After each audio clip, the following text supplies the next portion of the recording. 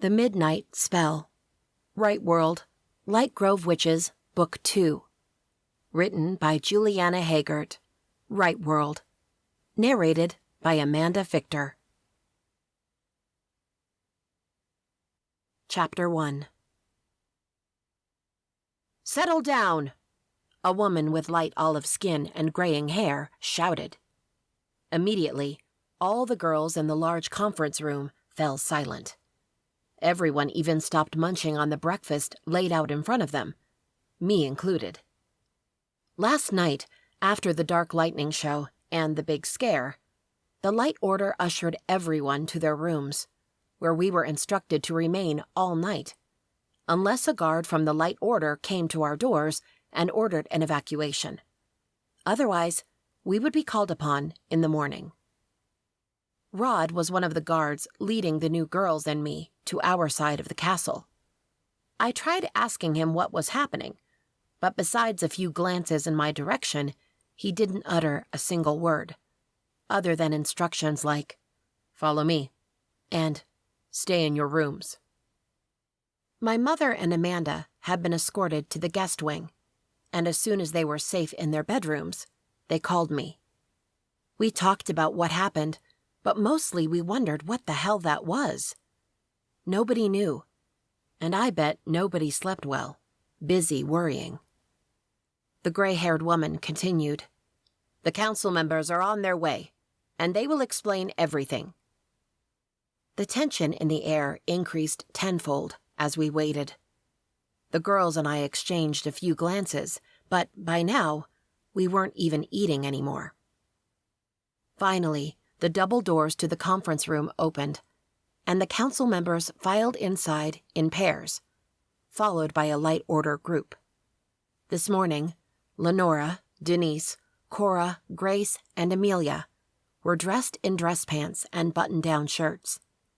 Even without the gowns, it was impossible not to gawk at them. They stood at the head of the large oval table and stared down at us. Lenora's owl and Denise's red bird were perched on a nearby archway, and Grace's snake slithered on the corner.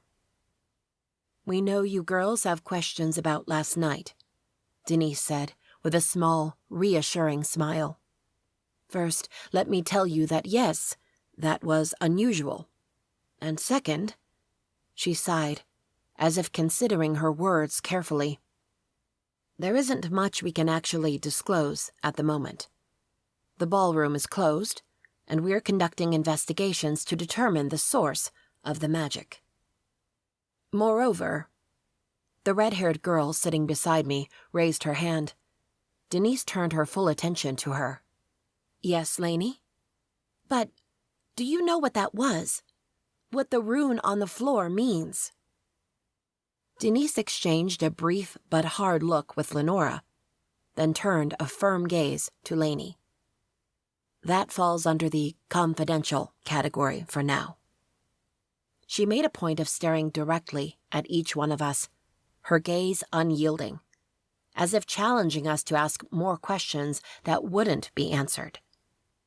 Everyone stayed quiet, but squirmed in their seats.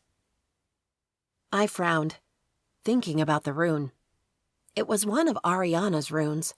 I was sure of it, but I honestly didn't remember what they meant. These girls were mostly legacies. Shouldn't they know what it meant? "Any more interruptions?" Lenora asked, her tone low and firm. No one said anything. "All right." Denise clasped her hands together. "As you all know, you're here for our initiate program, which is basically a probation period. You'll attend classes, some meetings and events, and you'll participate in missions that will grow in difficulty with time. You have 6 months to prove to us that you're here because you deserve to be, not because you're a legacy or someone who shows great power. That means that during these 6 months, we'll be judging your character, your traits and flaws, and how you conduct yourself." Again, she looked briefly at each one of us. "This coven is the best there is, not only in power, but because of how good-hearted we are. We are good people, good witches. We help the world, and you have to show us that's what you want, too." Denise stepped back, and Lenora turned to the table. "You will be separated into 3 groups of 5. Each group will have a mentor to whom you should report. She'll keep all your records and notes about your activities in and out of this castle. And at the end of the 6 months, she'll report to us. Be sure that, if we find you don't belong here, you'll be asked to leave the coven prior to the 6-month period. At the end of 6 months, you'll have a series of tests to pass, and only then will you be a full member of this coven. For which we'll hold another ball," Denise added with a smile. She was trying to lighten the tense air. The double doors opened again, and 3 witches entered. "These are your mentors," Lenora said. "Girls, please meet Penelope." She gestured to a tall black woman with short, blonde-dyed hair. She wore a suit and, with her hard frame, looked much like a bodyguard. "Guinevere." Lenora pointed to a woman with white porcelain skin, faded orange hair, and an easy smile. She looked more like a best friend than a mentor. A small squirrel peeked out from a pocket in her suit jacket, her familiar. "And Moira." She gestured to a tall woman in her late 30s, with hard shoulders and an even harder expression on her sharp face. Her black hair was tied back into a tight braid. She was elegant and beautiful, even with the scars streaking from her jaw to her shoulders, disappearing under the collar of her shirt.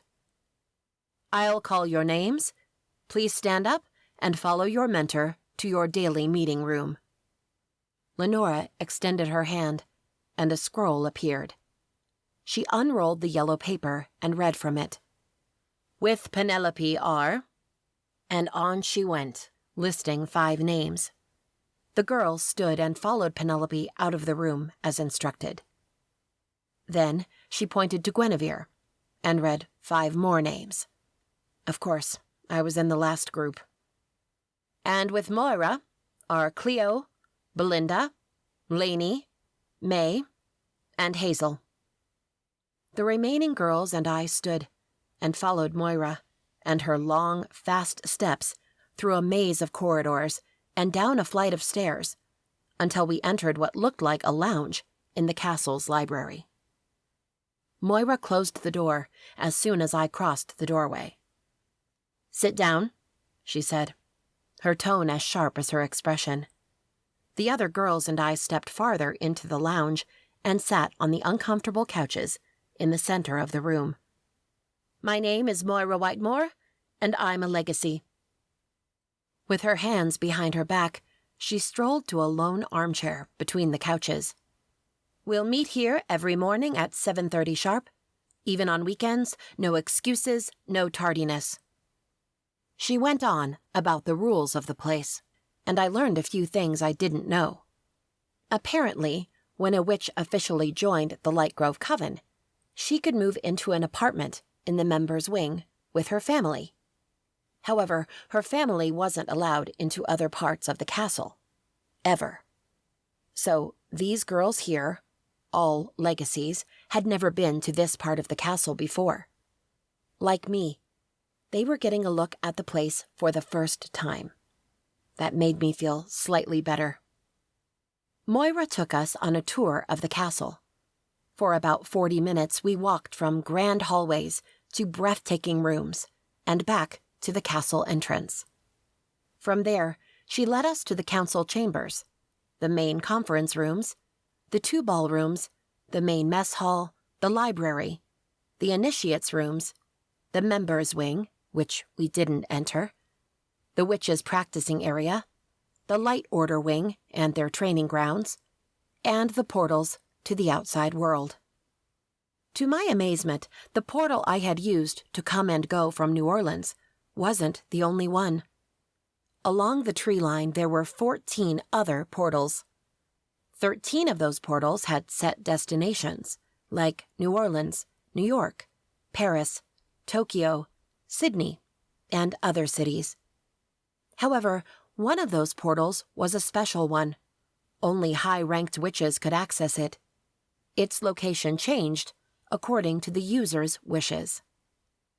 After that, we returned to our lounge, where Moira handed us thick and empty grimoires, in which we should record everything we learn in the next 6 months.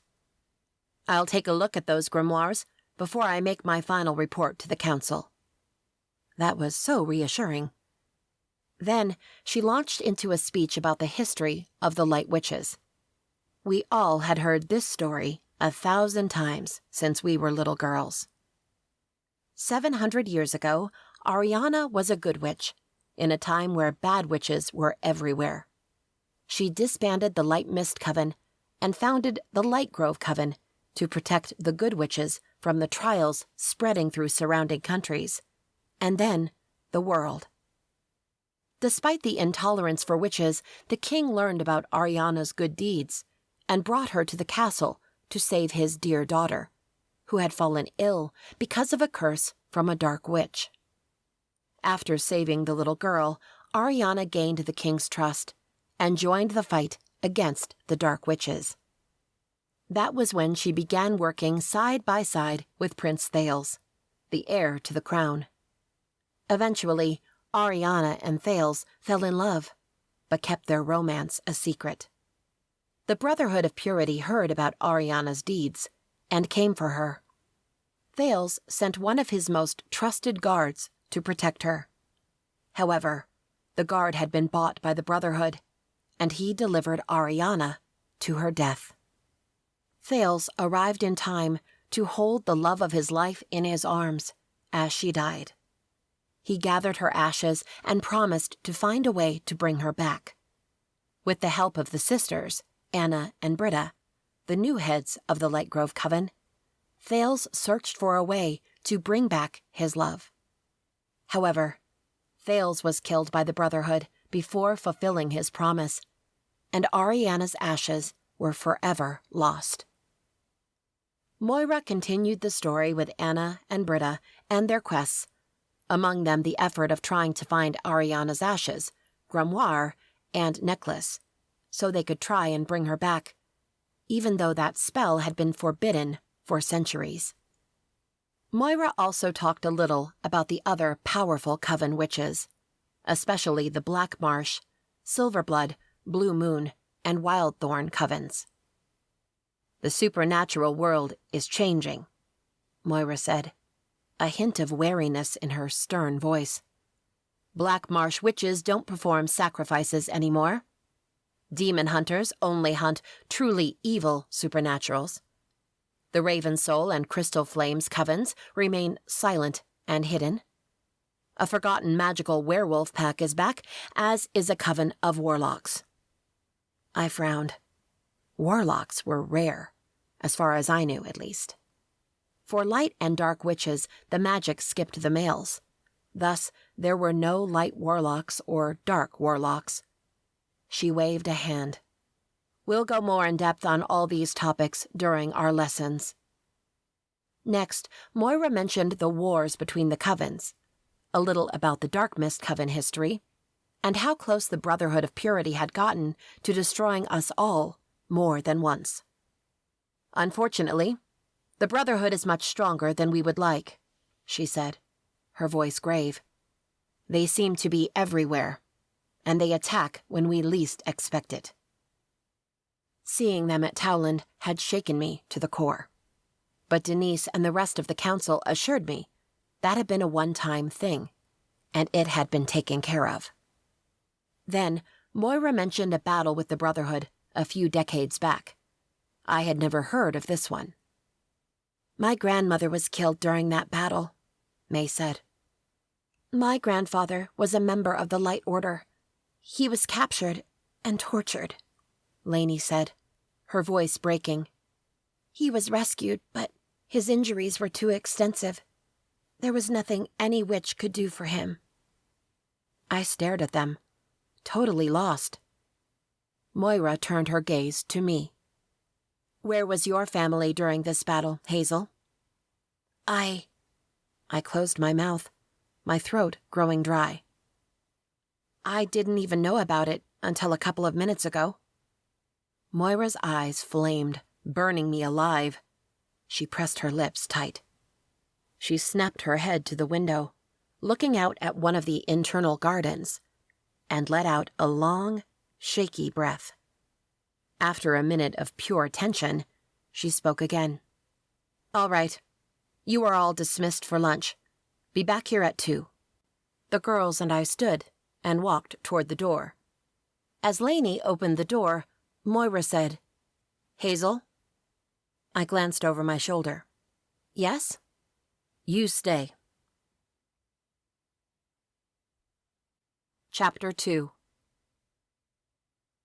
A loud thud echoed through the cavernous library when Moira dropped a stack of heavy, leather-bound books on a table. "Here," she said, gesturing to the books. "These should get you started." Anger welled up in me. I had known my mentor for only 3 hours, and I already hated her. Worse, she already hated me. After finding out I didn't know the facts about one of the biggest battles between light witches and the Brotherhood, Moira asked a lot of questions about the last 100 years in the history of witches, more specifically, of light witches. Apparently, I didn't know anything. I had believed those had been peaceful years. "It seems your ancestors decided to hide from both light and dark witches," Moira pointed out, for all the girls to hear. "The question is, why?" I argued that she was wrong. That couldn't be the case. Maybe my mother didn't point out the book where she kept this history, and her grandmother had kept before her, the latest about the happenings in the witching world. Or they also didn't know, since my family was considered weak and unworthy. How would they know something if they had been cast aside? But from then on, I could see, Moira was determined to pull me down. Moira dismissed the girls and took me to the library. "These are a few books with the latest in our history. Read them." I gaped at her. "All right." "You have a week to read them all." "Wait, what?" "I'll ask you questions about the battles in 1 week. You better know them all." She turned to leave, and I exploded. "What is your problem?" Slowly, she whirled back and glared at me. "I don't have a problem. You do." I crossed my arms. "What is that supposed to mean?" "I read the records of your test," she said. "I still don't know why the hell the council members let you enter the initiate program. You aren't a legacy? Powerful. You're not powerful. You're almost 19, and you don't even have an affinity." She looked me up and down. "And that too. You're not a legacy. You know nothing about us." She tapped her fingers on top of the book stack. "Oh, and there's one more thing I don't get.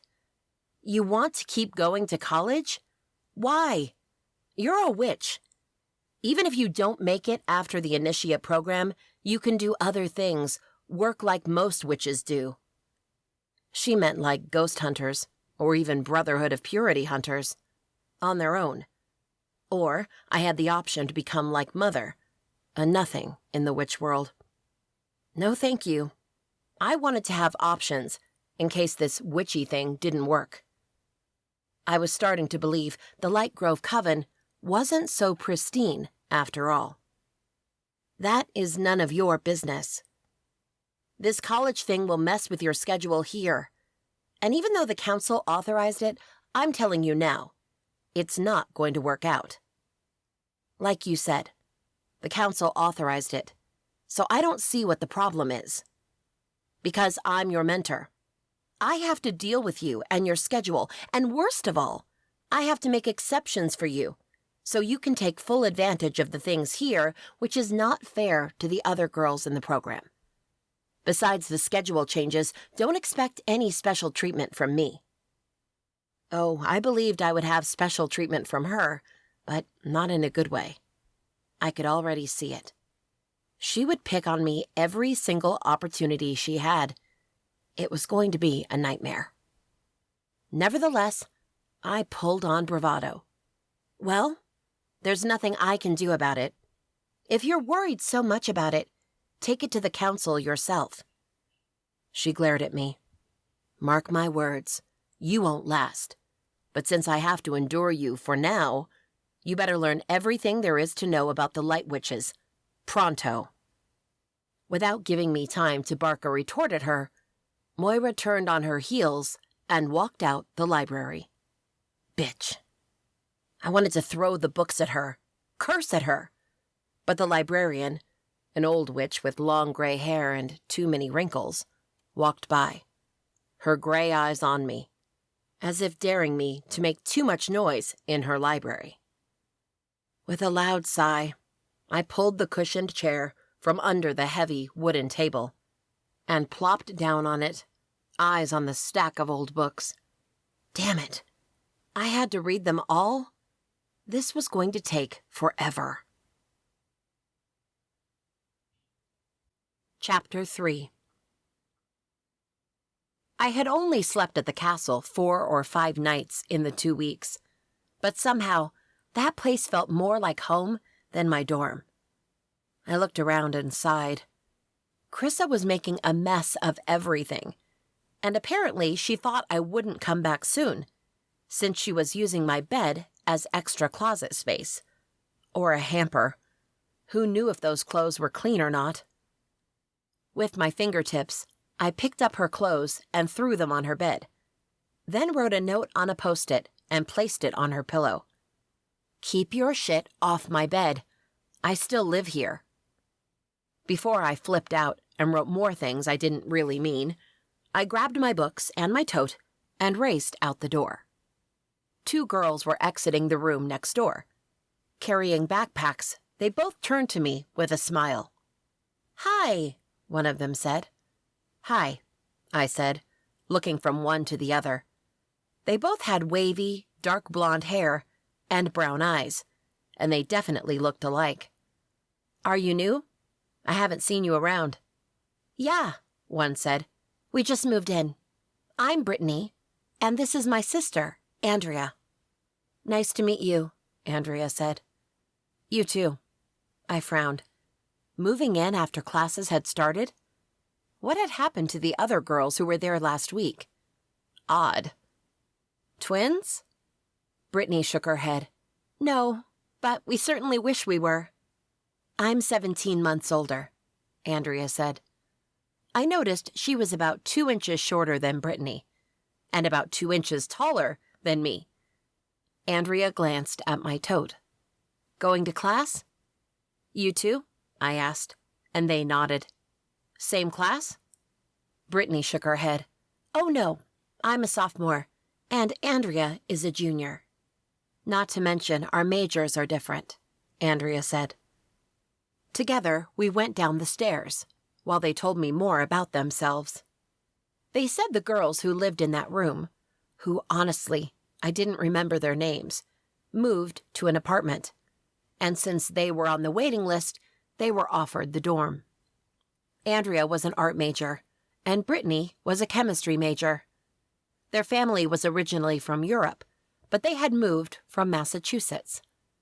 They sounded chipper and friendly, and before we split to go to our separated classes, they asked for my cell phone number and promised to call. For some reason, I liked that. In my biology class, I sat on a desk beside the windows, facing the alleyway between 2 tall buildings. Several students walked by, going on with their lives. How odd it was to look at them, living so cluelessly about the real world, about magic, witches, ghosts, evil, hunters, and much more. I often wondered how my life would have been if I hadn't known, if I hadn't been born into a witch family with magic in my blood. Magic that still slept inside me. Since I had been able to access my magic on Friday the 13th, I felt out of control. I felt the magic filling me up, like liquid filling a glass, on the edge of spilling over. I was afraid I would accidentally use my magic at any time, without meaning to. But then, in other moments, it shut down, and I couldn't even feel it. I hoped Moira's instructions and mentorship would help control my magic and rein it in. My gaze was still on the busy alleyway, but my mind had run from me, until I saw the cat. A black cat jumping from the side of the building to the middle of the alleyway. People yelped, tried to shoo it out of the way, complained, but the cat didn't move. Could it be that same cat? The one that had been in Sean's and my way a couple of weeks ago. The professor dismissed the class, and I forgot about the cat. I picked up my notebook and my pen, shoved them inside my tote, and bolted toward the science building, where I knew Sean had his class. Heart racing, not only because I had rushed across campus, I waited by the steps outside the building's door. Sean walked out. His blue eyes found mine, as if they had been pulled by a magnet, and the corner of his lips tugged up. My heartbeat sped up a little more. As usual, he wore a black hoodie over a gray t-shirt that went well with his dark jeans. The hood was pulled up, hiding his dark brown hair, cut close on the sides and left longer on the top. The hood couldn't hide the few strands of hair falling over his eyes. He halted 2 feet from me.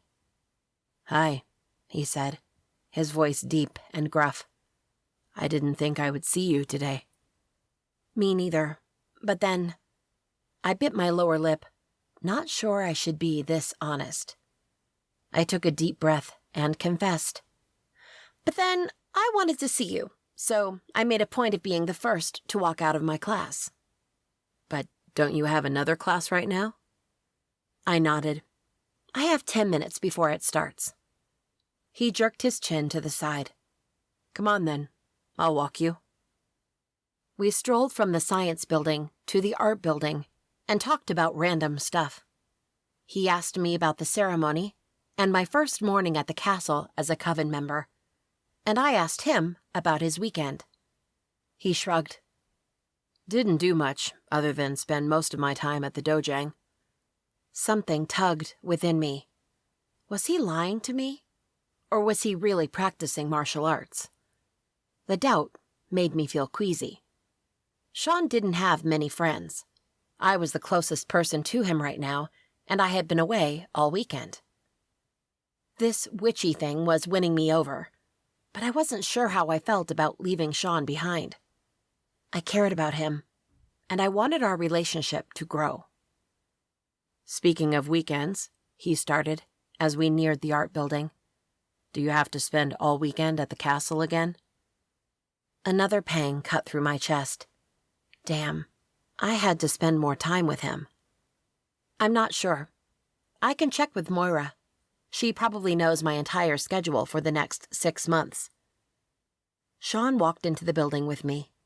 "Well, I was hoping to take you out on a date, so let me know when you can." I suppressed the smile tugging at the edge of my mouth. Gosh, I wasn't this girly, this romantic, but I couldn't stop feeling the hormones dancing all over me. "I will text you as soon as I know." "Cool," he said. We paused in front of my classroom's door. "No chance to see you tonight, right?" "I have another class in the evening, and since I don't have class tomorrow morning, I have to spend the night at the castle."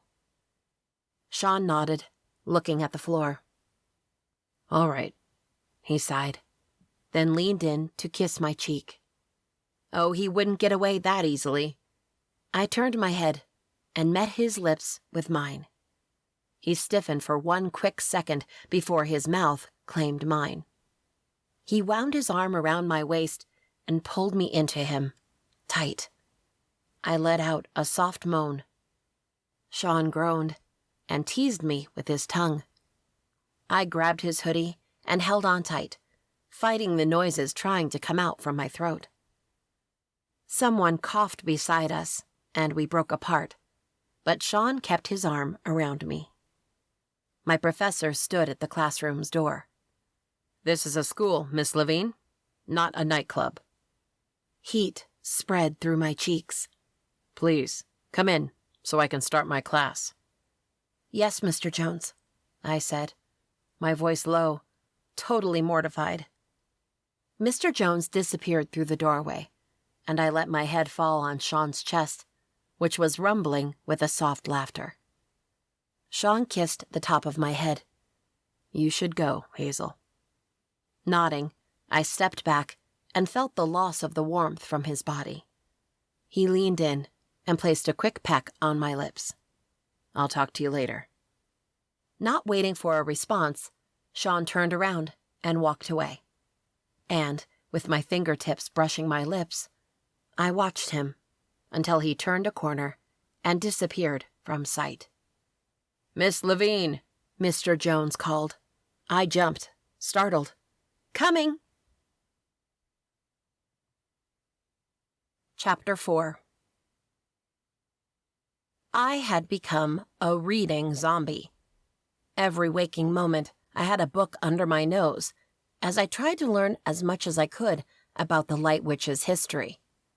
With my lessons here at the Light Castle and my classes at Towland, I knew it would be impossible to read all the books in time for Moira's pop quiz, so I was sleeping only 2 or 3 hours each night. Instead of being in my cozy and fluffy bed, in my new fancy suite, I spent most of my nights in the cavernous library in the castle, surrounded by tall bookshelves filled with thousands of books, sconces with dimmed lights, long wooden tables and cushioned chairs, and the scent of old books. I also brought a large mug of black coffee, or I wouldn't even last to midnight, especially after my shitty, long day. Moira continued to pick on me, arguing with me about anything and everything. The other girls were already getting used to it, and when Moira unleashed her rage on me, the girls shrank into themselves and pretended to be doing something else. And I still wondered why I had barely talked to any of them by now. I rolled my shoulders and shifted my weight on the chair before leaning over the book I was reading. Lights flickered from 2 bookshelves a few seconds before a witch walked out from between them. She saw me at the table, practically covered in books, and approached with a smile.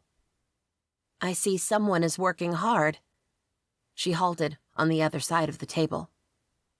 Now closer, I could see she wasn't much older than I was, maybe 1 or 2 years older, and she was pretty, with fair skin, freckles dotting her thin nose, and long, light brown hair. The official Lightgrove brooch was pinned to her sweater. "I understand what you're doing, but try not to overexert yourself." I frowned. "You understand?" She nodded. "Last semester, I was in the same situation as you." She tilted her head. "Actually, I think it was worse for me, since I had only learned about witches and Lightgrove, Light Mist, and Dark Mist once I was brought here, at the end of last year." I gaped at her. Now I was intrigued. "You didn't know anything about us?" The witch pulled out a chair and sat down across the table. She pushed a few books to the side so we could still see each other. "No, I didn't." She extended her hand to me. "I'm Sadie Corin." I took her hand and shook it. "I'm Hazel Levine. Nice to meet you." "You too." Sadie pulled her hand back and sighed. "When I joined the program last January, I was new to all of this." She gestured to the books, to the library, to the castle. "I knew about my magic, but I had no idea what I was, who else was out there, or anything about the witch's history. And you still passed the initiate program? I did, but it wasn't easy. I did exactly what you're doing. I came here every free second I had and read all the freaking books. I'm a legacy, but I might as well not be one since I had no knowledge of anything. She grabbed one of the books and flipped through some pages. But my mentor was Guinevere, who is a lot kinder than Moira. A lot more patient, too. I brought my elbow onto the table and rested my chin on my hand. I'm screwed. No, you're not. Her eyes skimmed over my body. I can see you're determined. What do you mean? My affinity is to see auras, Sadie explained. Yours is a mixture of determination and fear. Most of the time it's a good combination, since the fear will push you to be even more determined until you reach your goals. I glanced down at the books. What was my goal? To be a light witch? To become a mere human? I still wasn't sure. I returned my gaze to Sadie. Is it worth it? To become a full member of the Lightgrove Coven? I've been a full member for only 4 months now, but I don't regret it. She offered me a sad smile. My life wasn't easy before I came here. I mean, it's still not easy. Fighting ghosts, demons, dark witches, the Brotherhood, and whatnot. It's not easy, but it's safer for me here. I can be who I really am.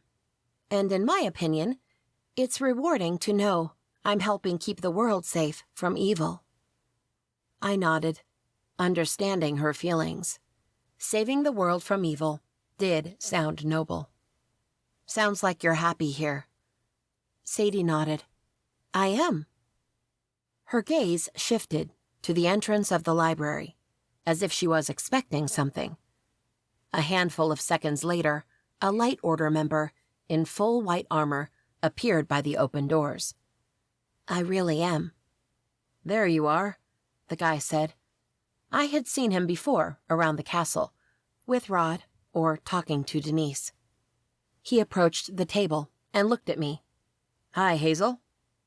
Hi. Did everyone in this damn castle know who I was? Sadie stood.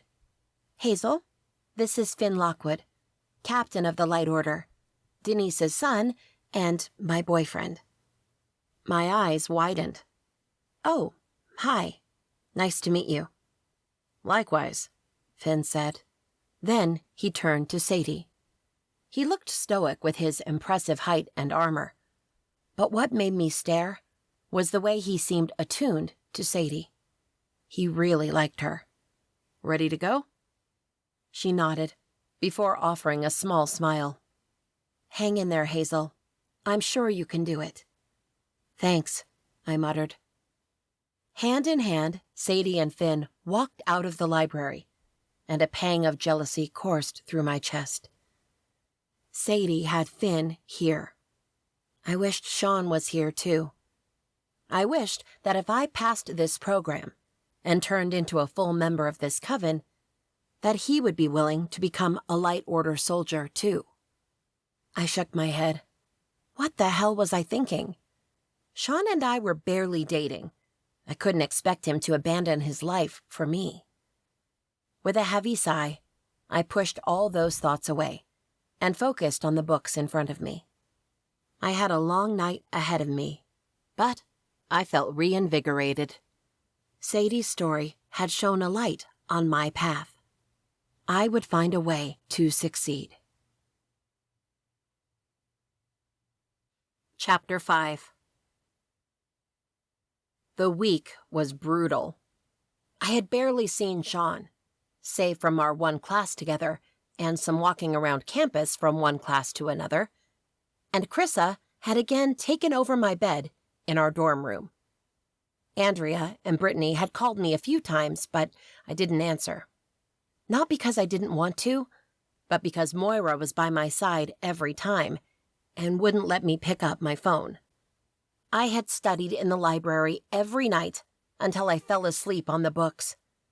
I had seen Sadie around the castle a couple of times, but she was usually busy with the other witches or with Finn. We had talked only once more, when we had met Witch Lavinia and Vampire Killian, who had come to seek the council's help. That had been interesting. After reporting to Moira in the morning, I went to New Orleans for my classes. On Tuesdays and Thursdays, I had one class early in the afternoon, so I went back to the castle right away for more lessons. "This isn't working out," Moira complained one evening. She had dismissed the other girls, but asked me to stay. "I know the council gave you permission to attend classes at Towland, but this isn't working out. You're missing important lessons." "I can catch up. Just point out which chapters I should read," she scoffed. "Anyone can read chapters in the books, but can you perform the magic? Hazel, you might not be the weakest witch around anymore, but you're the one with the least control. Lainey, Cleo, Belinda, and May have been using their full magic for quite some time now. They know how to access their power, they can control it. And because you're missing practice, you're staying behind." And staying behind meant I wouldn't become a full member when the 6-month period was over. To be honest, I don't care. If it depended on me, you would be out. But if you want this, then show me. Show me you really want this.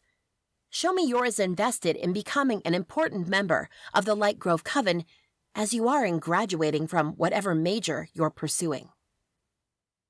Moira's speech churned in my mind the rest of the week. I tried squeezing any time I had to practice, but it still wasn't enough. Not to Moira's standards, at least. On Friday's morning check-in, Moira told me I would be working with her that evening, when I thought we all had a free night. And because of that, I had scheduled a date with Sean. I tried arguing my way out of it, but one look at her impassive face, and I shut my mouth.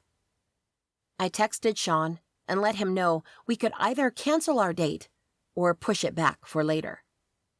Even though he answered me through a text, I felt like his tone was upset when he told me we could go out later.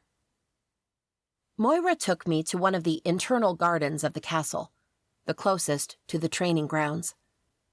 I asked her why she didn't take me to the training grounds, and her harsh answer was, witches were training there. And because I didn't have control over my magic yet, she wanted to make sure I didn't kill anyone.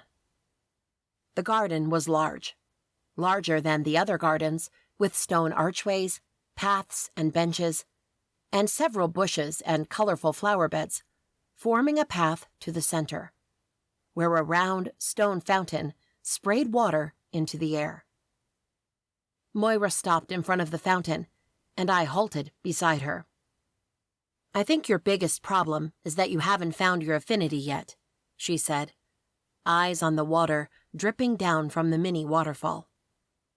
When a witch first got her powers, she also got an affinity, or a gift, as some called it. All witches could perform all kinds of magic, depending on their powers, but light witches also had a special gift, something they could do better than everything else, better than the other witches. Some had affinity for elemental magic. Some had affinity for potion making. Others could teleport or read someone else's mind. As for me, since I had blocked my magic, my affinity had escaped me. Maybe I was never supposed to have one. I sighed, agreeing with her. That makes sense. So, your plan is to test all possibilities, to see what sticks? Yes. She turned to look at me. Get ready. It's going to be a long night. I started to protest, saying I had things to do. But again, the look on her face and the tone of her voice told me it wasn't up for discussion. My only hope would be to find my affinity quickly, so I could leave soon. We started with water from the fountain, then air, then earth, then fire from a lighter Moira had brought with her. Then the fifth element, spirit, but none of them called to me. Not that I couldn't do magic with them. When I relaxed enough from Moira's intense scrutiny, I was able to let my magic go and actually do some cool things, but not enough to believe I had found my affinity. 2 hours had passed when we moved on to other kinds of magic, and I was itching to reach for my cell phone and call Sean. He was probably already pissed at me, and all I could do was apologize. After we were done with the elements, Moira pulled out a long list, and my heart sank. If we followed the list and didn't find my affinity until the end, I wouldn't be leaving this garden until Sunday night. I sat down on a bench, feeling frustrated and quite tired.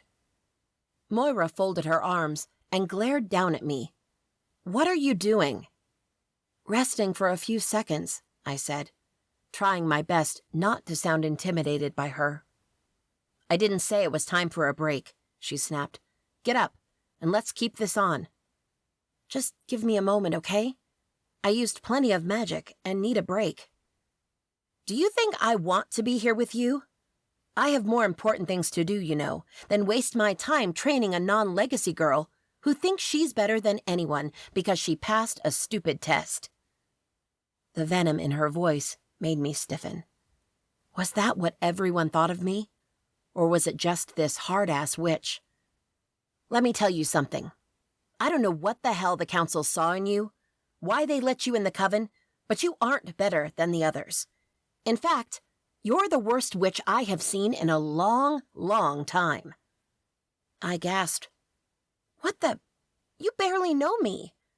I have no idea what I did to deserve this treatment, but I'm still your superior, your mentor, and you will shut up when I tell you to, so shut up." I stood. "You can't tell me to shut up."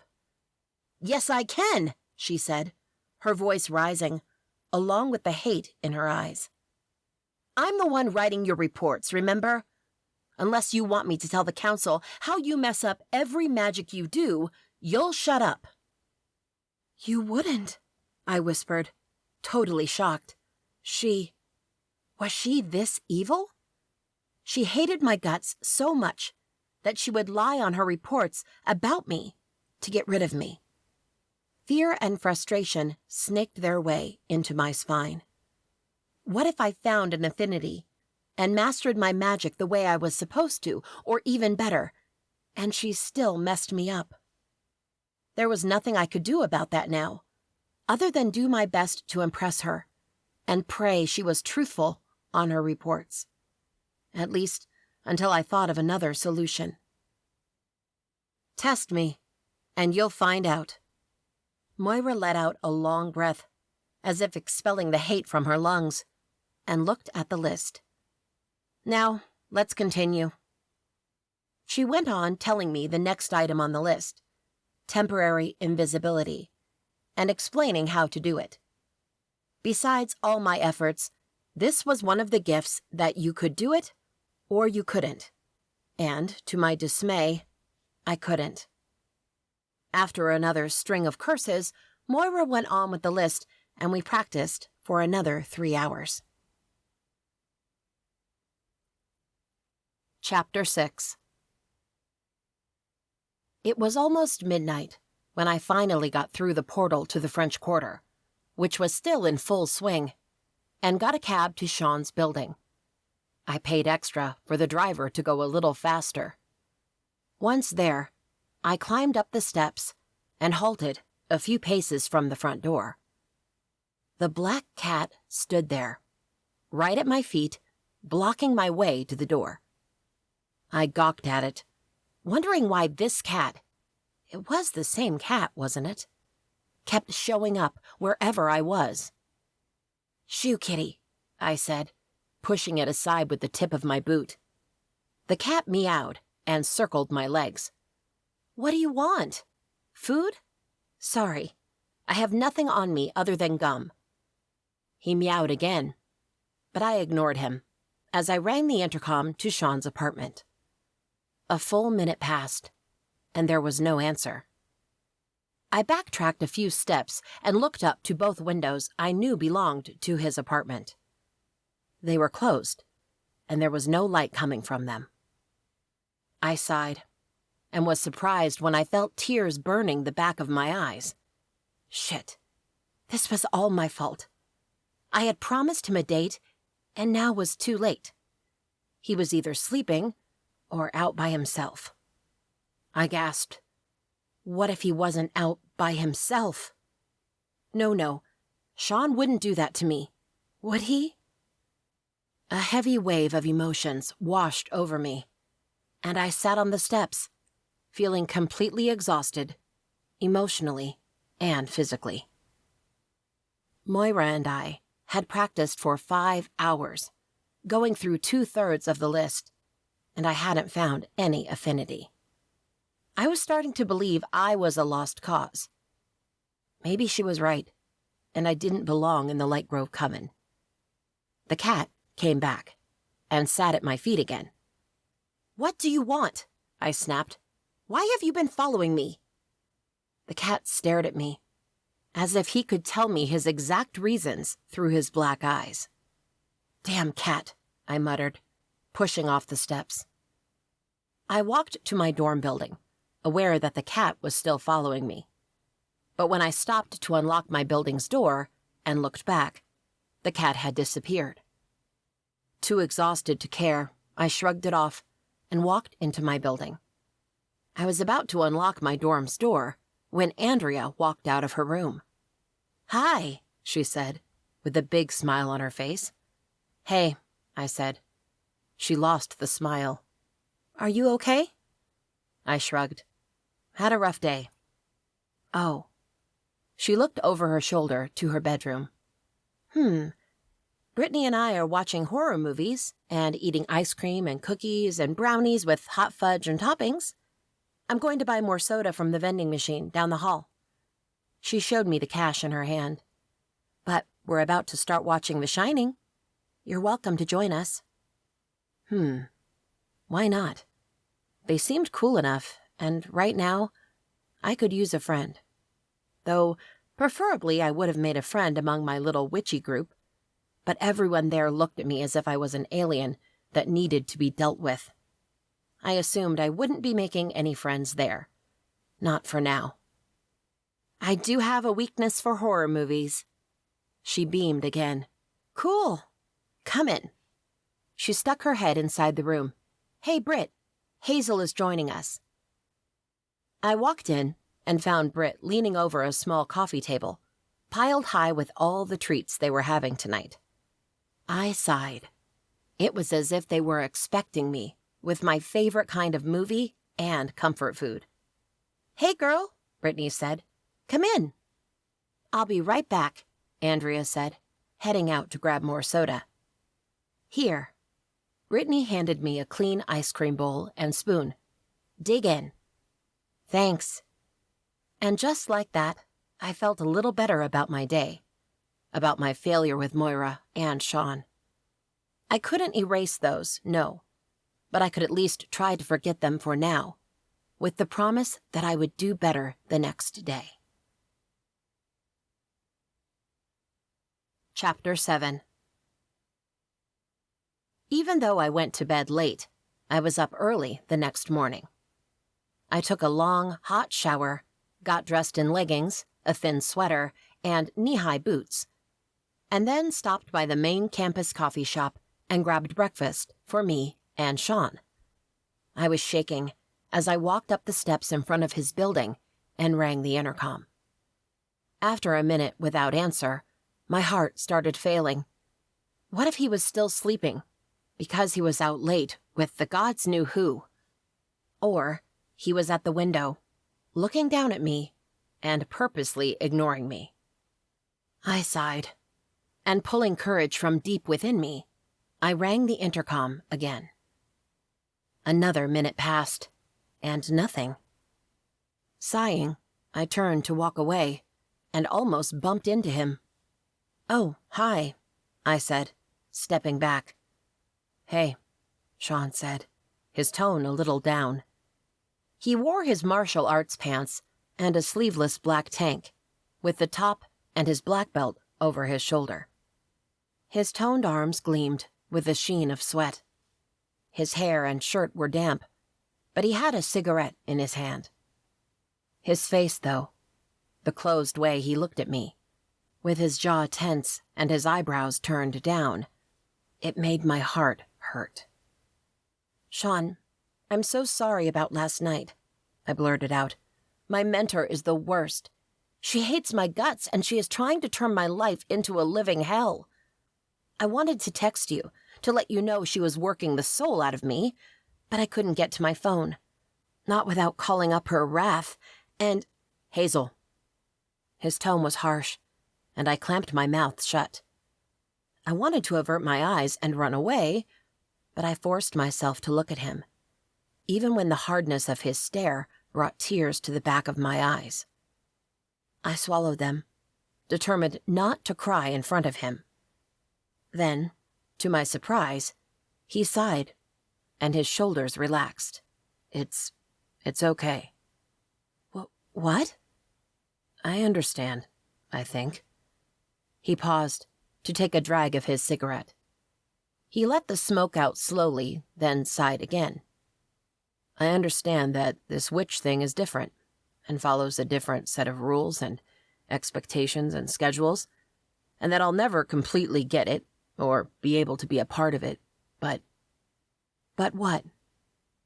"I miss you," he whispered. After that night, I thought we had connected, and that we were trying to become a real couple, you know?" My heart fluttered. "I know. I mean—" I cleared my throat. "Me too. That's what I want." "It has been almost a month, and we haven't even been on a date. We barely see each other outside of class." I didn't know what to say other than, "I'm sorry, Sean. I'm doing the best I can." And I was failing miserably. He took a last drag of his cigarette, threw it away. Then he took a step closer to me. "How about we try again?" He brushed aside my hair, letting his fingertips run along my jaw and neck. I leaned into his touch.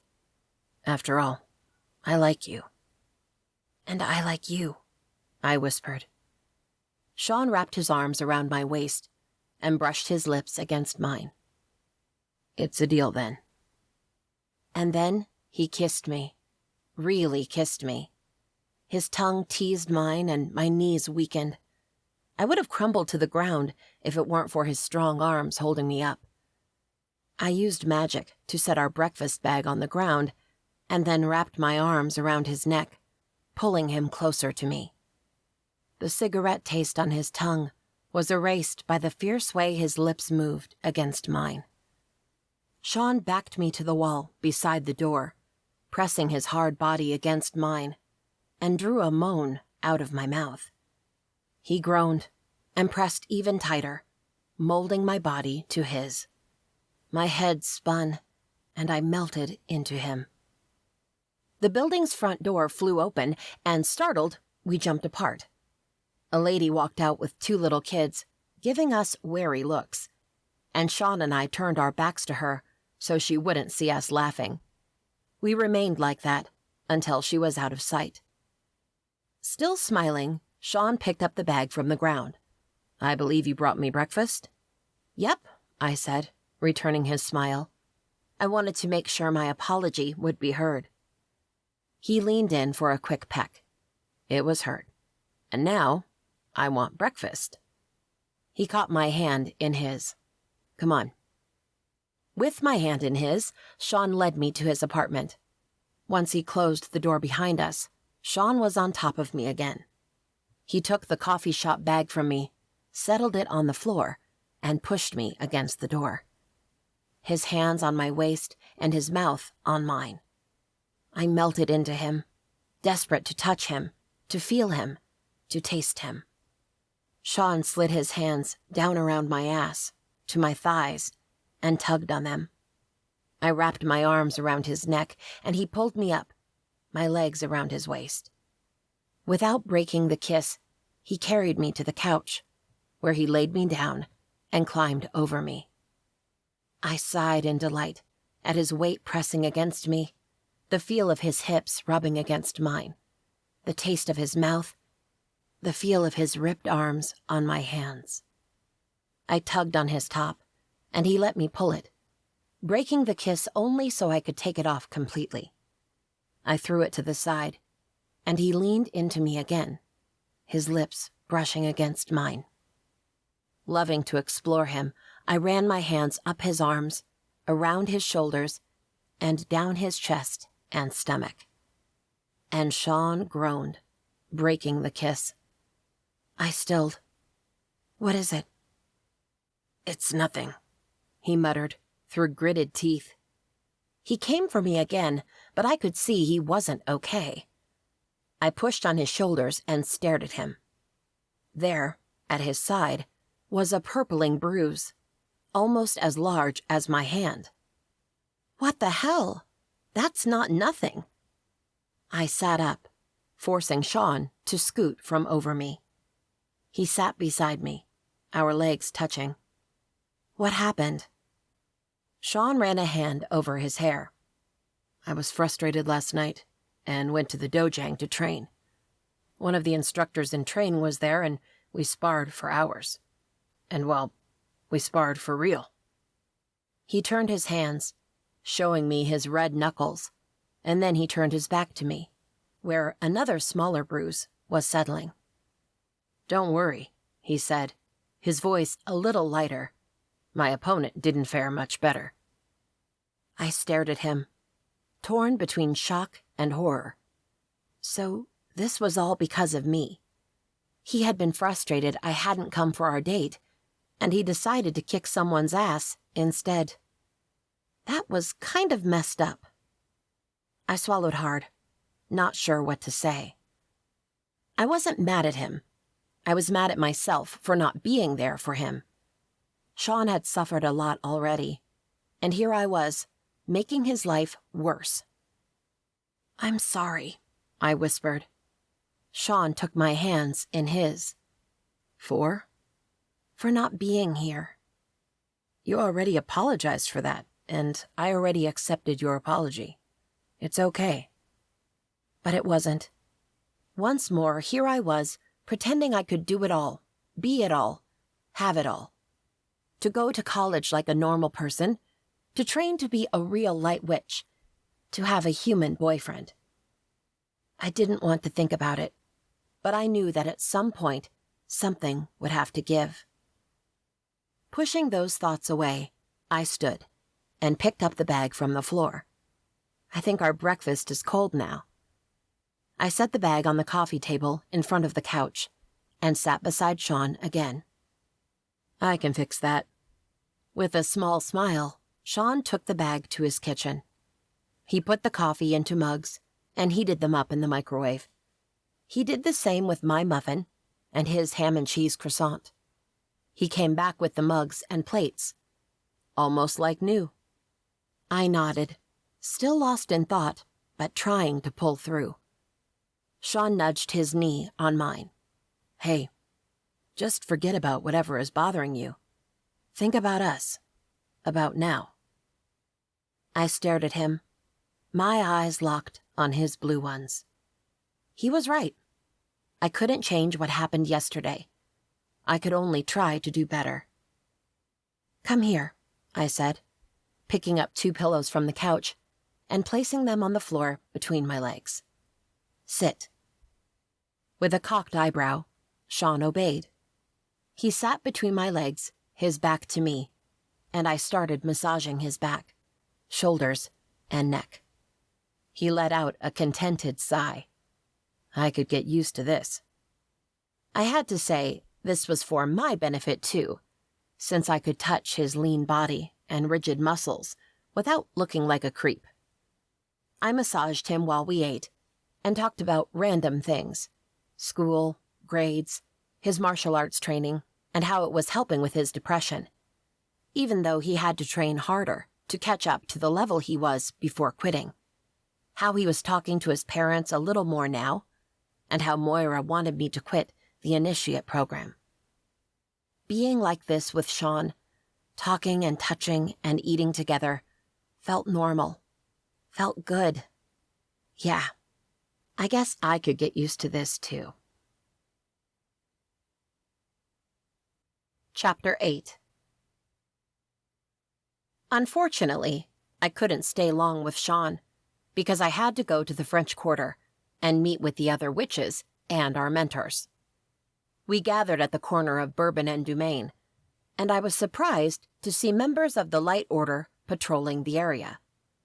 They wore their gray uniforms, with some captains in white, but I could bet they had their clothing enchanted, so the humans wouldn't notice something amiss.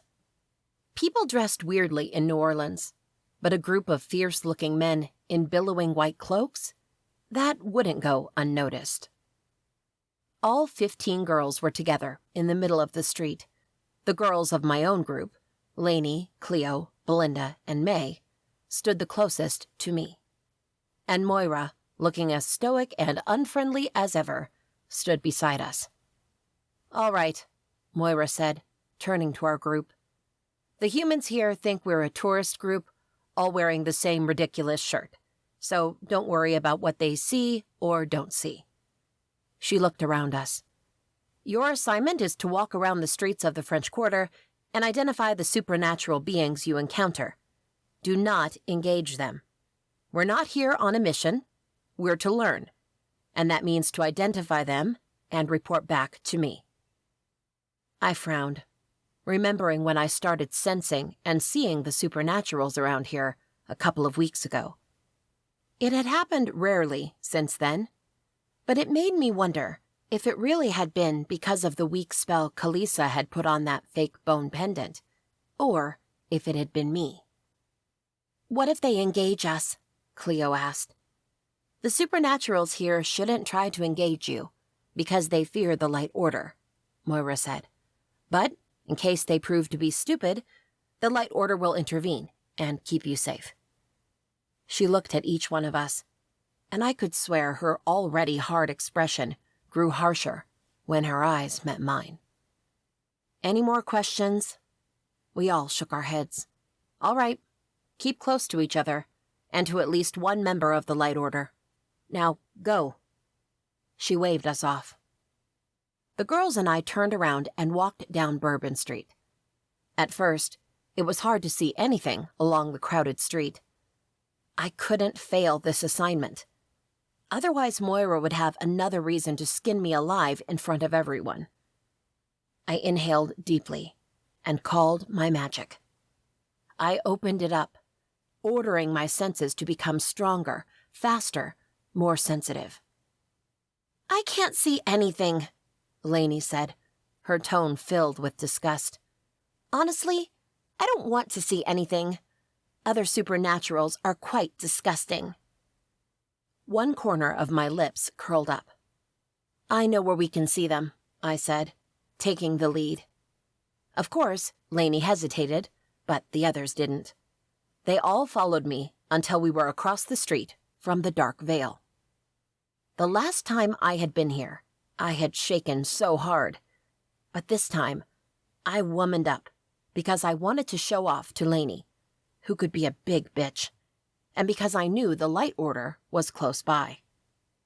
"Holy cow," Belinda said, holding on to Cleo's arm. "I'm not the only one seeing this, right? There's a bunch of soups in that shop." I nodded, taking stock of the werewolf sitting by the large window, the two witches right behind him, and the demon entering the shop. I knew there were classes of demon, lesser, neutral, higher, and grand, but I couldn't tell them apart. When a succubus left the shop and stared at us, a little sliver of fear snaked down my spine. "Oh, damn, we're caught," May muttered. But the succubus's eyes shifted a few yards to our side.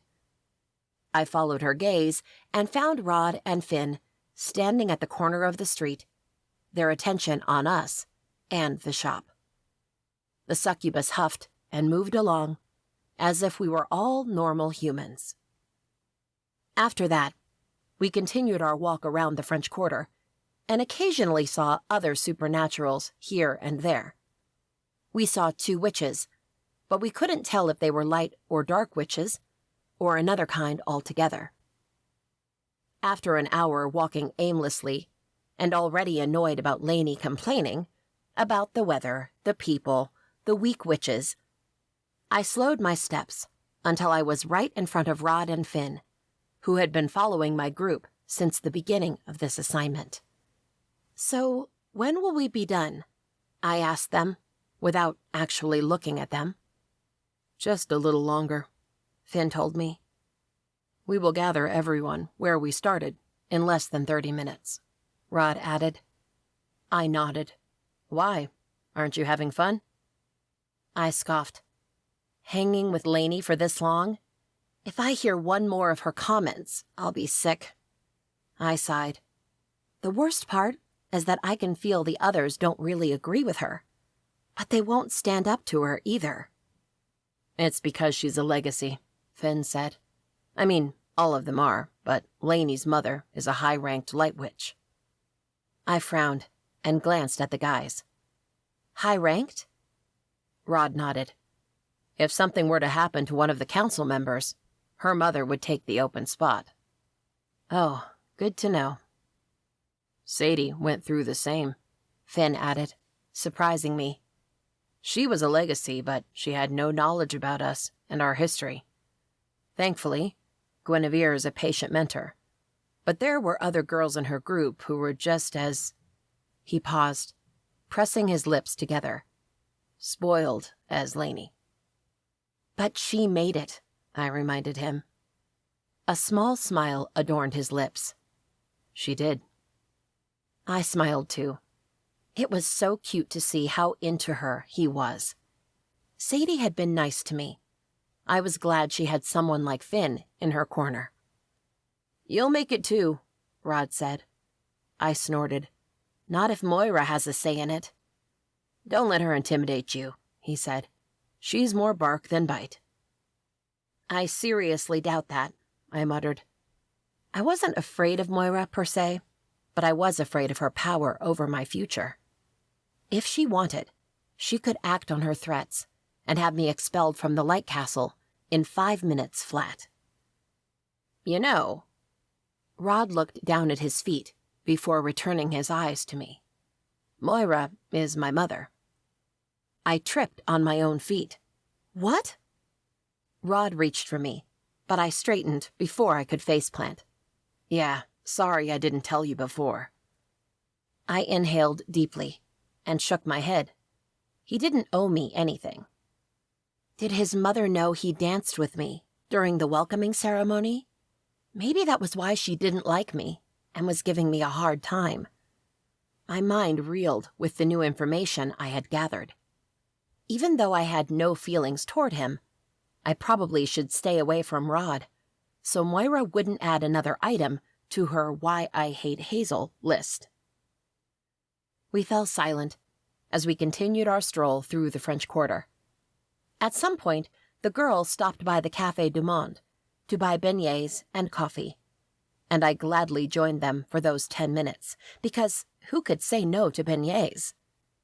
But a few moments later, it was time to go. At the appointed time, we met at the starting point again.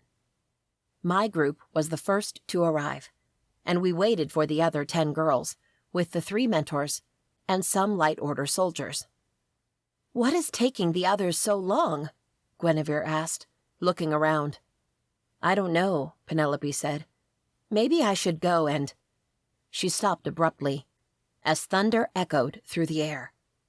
Everyone gasped and jumped back when a flash of dark lightning struck from the sky right in the middle of our group, as loud and bright and powerful as it had happened during the welcoming ceremony 2 weeks ago. The humans around us didn't see the crackling flames burning the stones on the ground, but some of them looked up and commented, "It looks like it's going to rain." How? How didn't they see it? Moira and the 2 other mentors exchanged more than looks, then nodded their chins and stepped between their groups and the spreading dark flames. "Look!" May pointed to the ground. Smoke curled in the air from the flames, but we could see it was doing something. The same thing it had done before. It took longer this time for the flames and their sizzling sound to fade away. But when it did, we all gaped at the rune engraved on the ground. I noticed it was similar to the one from the ballroom, but it was slightly different. "What does that mean?" Lainey asked. Several other girls voiced similar questions.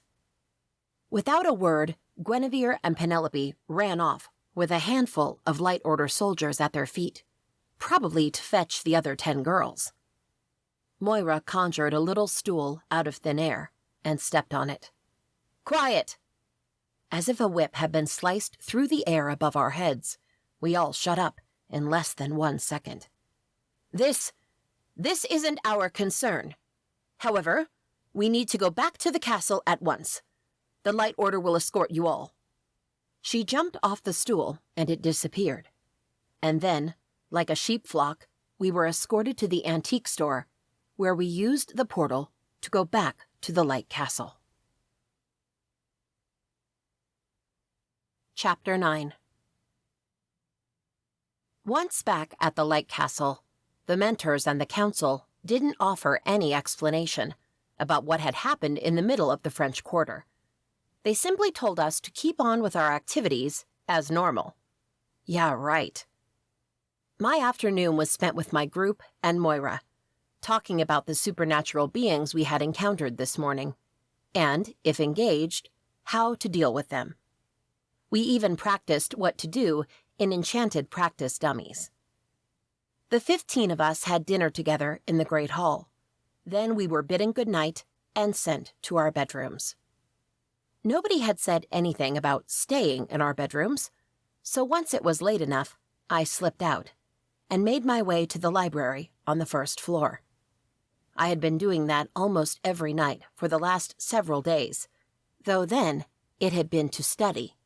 Now it would be for research. The place was dark and empty. It felt like I was entering a mysterious cavern. Using my magic, I lit the candles in the sconces around the main part of the library.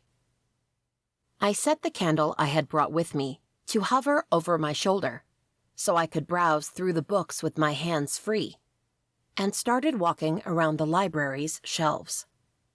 After about 30 minutes, my hope of finding something dwindled. There were books about anything and everything in here. There had to be books about runes, but where? In which section? I used magic to help me. Closing my eyes, I thought of both runes I had seen after the dark flame shows. I channeled my magic and asked it to take me to those runes. A couple of minutes passed and nothing happened, but I didn't want to give up so easily. I called more of my magic, and its unstable power filled my veins. Once more, I focused on the runes and asked to be taken to them. A faint tug pulled at the center of my chest. With a gasp, I followed it, going deeper into the library and the dark shelves. I halted in front of a long shelf lined with books about symbols. I skimmed the spines and pulled out the ones that looked promising. I sat down on the hard floor, with the books scattered around me, and flipped through them. I found complicated languages, hidden symbols, hieroglyphs, several books on different runes. I had also found several books about Ariana's runes, and it was then that I realized something. Both runes I had seen looked like Ariana's runes, but they had minor differences. Tiny lines that turned and twisted in different ways. If I hadn't been here, holding these books in my hands and paying attention to it, I would have never noticed. However, now that I knew they were different, I couldn't find the 2 runes anywhere. First, because I didn't know what they were called or how to look them up. Second, because even though I flipped through the books, searching for the symbols. There was no mention of the runes anywhere. Damn it. What could those runes mean? Why were the council and the other witches keeping it a secret from the rest of us? Did they even know what they meant? Or were they as clueless as I was? What were they doing to find out? Where would they find out? There had to be a place where they could find out about these runes. But where? The sound of footsteps inside the library made me jump, my heart racing. I dimmed the light from the candle and shoved the books back into their places, hoping they were in the right spot, and scurried away from that shelf. I didn't want to be seen researching the runes. The footsteps grew closer, and I was sure I was going to be caught. I grabbed the candle in my hand, stopped in front of another shelf, and picked up the book closest to me. "Hazel?" I gasped, pretending to have been startled, and turned to the person approaching me. Then I saw who it was and frowned. "Rod. Hi." "What are you doing here?" I was studying." He halted beside me and glanced at the cover of the book in my hand. "The essential difference between higher and grand demons? That's what you like to read?" "Shit. Oh yeah, it's a great read to make you sleep." My cheeks flamed with embarrassment, and I prayed he didn't notice my lie. He lifted a brow at me. "If you say so." He glanced around. "I know you've been studying a lot at night, but you shouldn't be out this late." "Why not? I thought the castle was safe." "It is, but we prefer knowing where each witch is, just in case something happens." I nodded. "I understand." Clutching the book to my chest, I followed Rod as he walked toward the library's main doors. I bit my lip to stop the words from coming out, but that wasn't enough. "So, you're Moira's son?" "Yep." He glanced at me. "I know she can be intense sometimes, but..." "Sometimes?" One corner of his lips tugged up. "All right, all the time. I know. Believe me." There were so many questions I wanted to ask him, but I was afraid of how he would interpret them. What if he went babbling to his mother about my questions? Worse, what if he told his mother I had been in the library, close to the symbols and runes section, at this time of the night? I gasped. "Rod, you won't tell..." "Don't worry. I won't tell my mother that you were here, if..." He stopped at the library's doors. "You promise to not wander around the castle alone at night." "I promise." "Also, he ran a hand through his hair. "If you agree to go on a date with me." I froze. Rod, I'm sorry, but I'm seeing someone." "Oh." He looked away from me, and I could see his jaw ticking. After a heartbeat, he returned his eyes to me. A small smile plastered on his lips. "I'm sorry I asked. I wouldn't have, if I had known." "It's okay. But will you tell your mother?" He shook his head. "No, don't worry about it. If she asks, I'll say you were studying." He jerked his chin toward the hallway behind me. "Come on. I'll walk you back to your bedroom, where you can read the essential difference between higher and grand demons and fall asleep." Smiling, I nodded and let him escort me to my bedroom. "Thanks," I said, once we reached my door. Rod pursed his lips for a moment, then said, "I hope your boyfriend is treating you well, Hazel, because you don't deserve anything less." He bowed his head at me. "Good night." "Good night," I whispered, as he walked away. Chapter 10.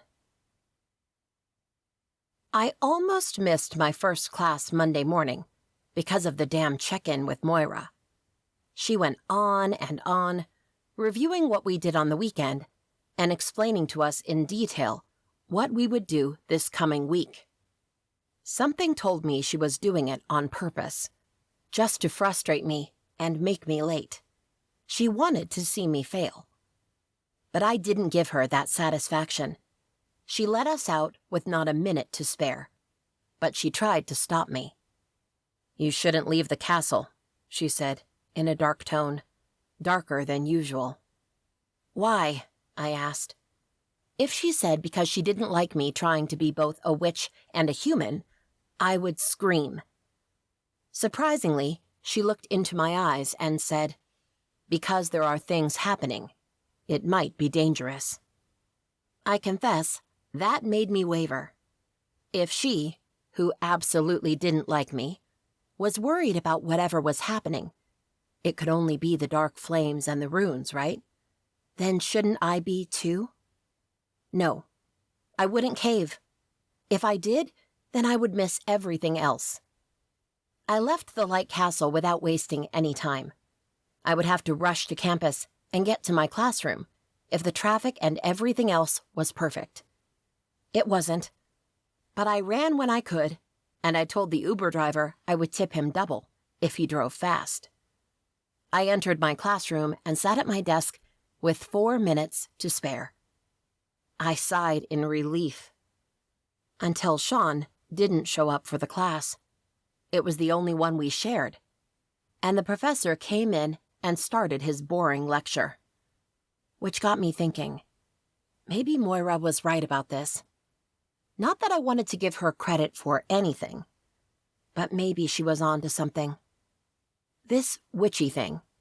It was nice. Even with the hard time she was giving me, I liked being a witch. If the council approved me as a full member at the end of the 6-month period, I would be content. I wanted this witchy thing now. Most of the witches there didn't go to college. They had their own education about all kinds of subjects, but especially about magic. And that was all they needed to follow this profession. Did I want that for me? Did I want to live in that castle for the rest of my life? Did I want to get married and raise a family there? One of the castle's wings belonged to the families of the witches within the coven, and the ones that hadn't officially joined the coven or the Light Order and couldn't roam the rest of the palace. That could be an option, but what about Sean? I mean, he was the guy in my life now, and I could see myself falling hard for him and dreaming of a future with him, having a future with him. What would he think about living in the castle? About raising our kids there? I gasped, "Holy crap, what the hell was I doing? Dreaming of having kids with Sean?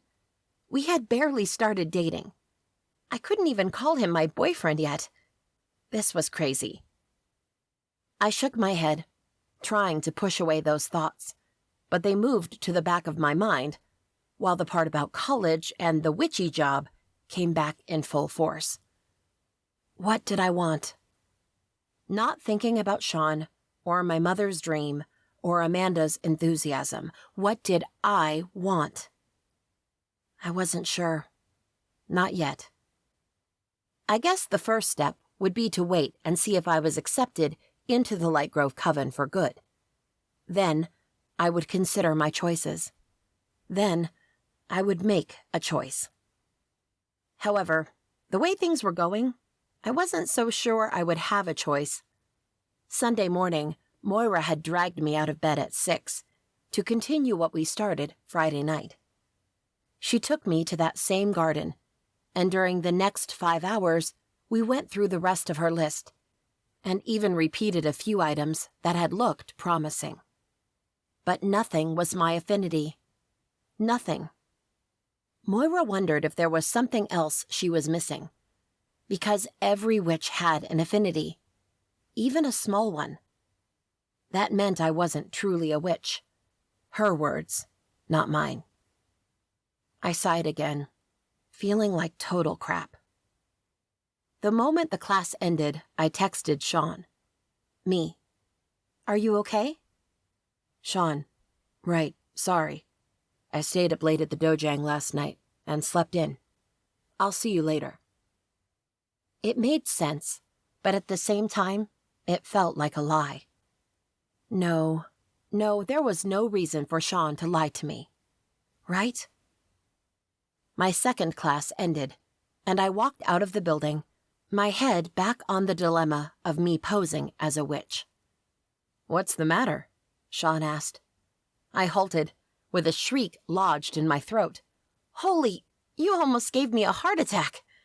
I rested my hand over my racing heart. One corner of his lips tugged up. "Sorry." He caught my hand and pulled me out of the way of the students who were coming up and down the stairs, entering and exiting the building. "Hi," he whispered, leaning into me. He brushed his lips on mine, and I swayed into him. With a chuckle, he pulled back. "Come back here," I said, tugging his hoodie. "Answer me first." He ran a fingertip over my forehead, smoothing the worry lines. "I can see something isn't right." Instead of speaking, I stepped into him, wound my arms around his waist, and buried my face in his chest. His arms were around me in an instant. "Hey, you're worrying me." I sighed and turned my face, resting my cheek on his chest. "It's nothing, really." I had already complained about Moira to him before. I didn't want to waste the precious minutes I had with him by repeating myself. "It's that mentor again, isn't it?" I groaned. "She hates me." "No, she doesn't." I pulled back and looked up at him. "Yes, she does. I know she wants to screw me over. I bet she's plotting something so I will mess up big and be dismissed early." "Hazel," he said, running a hand through my hair. "Even if that's true, I know you won't let her screw you over like that. I know you can overcome whatever shit she throws at you. You're that strong." "You give me too much credit." "That's because you're too badass." I rolled my eyes. "You saw me in action once, and that was the most extreme thing I had to do, ever. And because I saw that, I know you can be just as badass again, or even more badass." I just shook my head. "Okay, all right. Can we change subjects? What are you doing here?" He grinned, and it was too beautiful. My heart skipped. "I knew you would be free for lunch, so I talked to my professor, told him I was sick, and he's going to let me attend the other section of the class later today." I gasped. "So you can have lunch with me?" "Yep." I wanted to throw myself at him, wrap my arms tight around his neck, and kiss him like I had never kissed him before. But there were too many students coming and going, and I wasn't one for public displays. So I just smiled. "That's great." He offered me his hand. "Where do you want to have lunch?" I took his hand.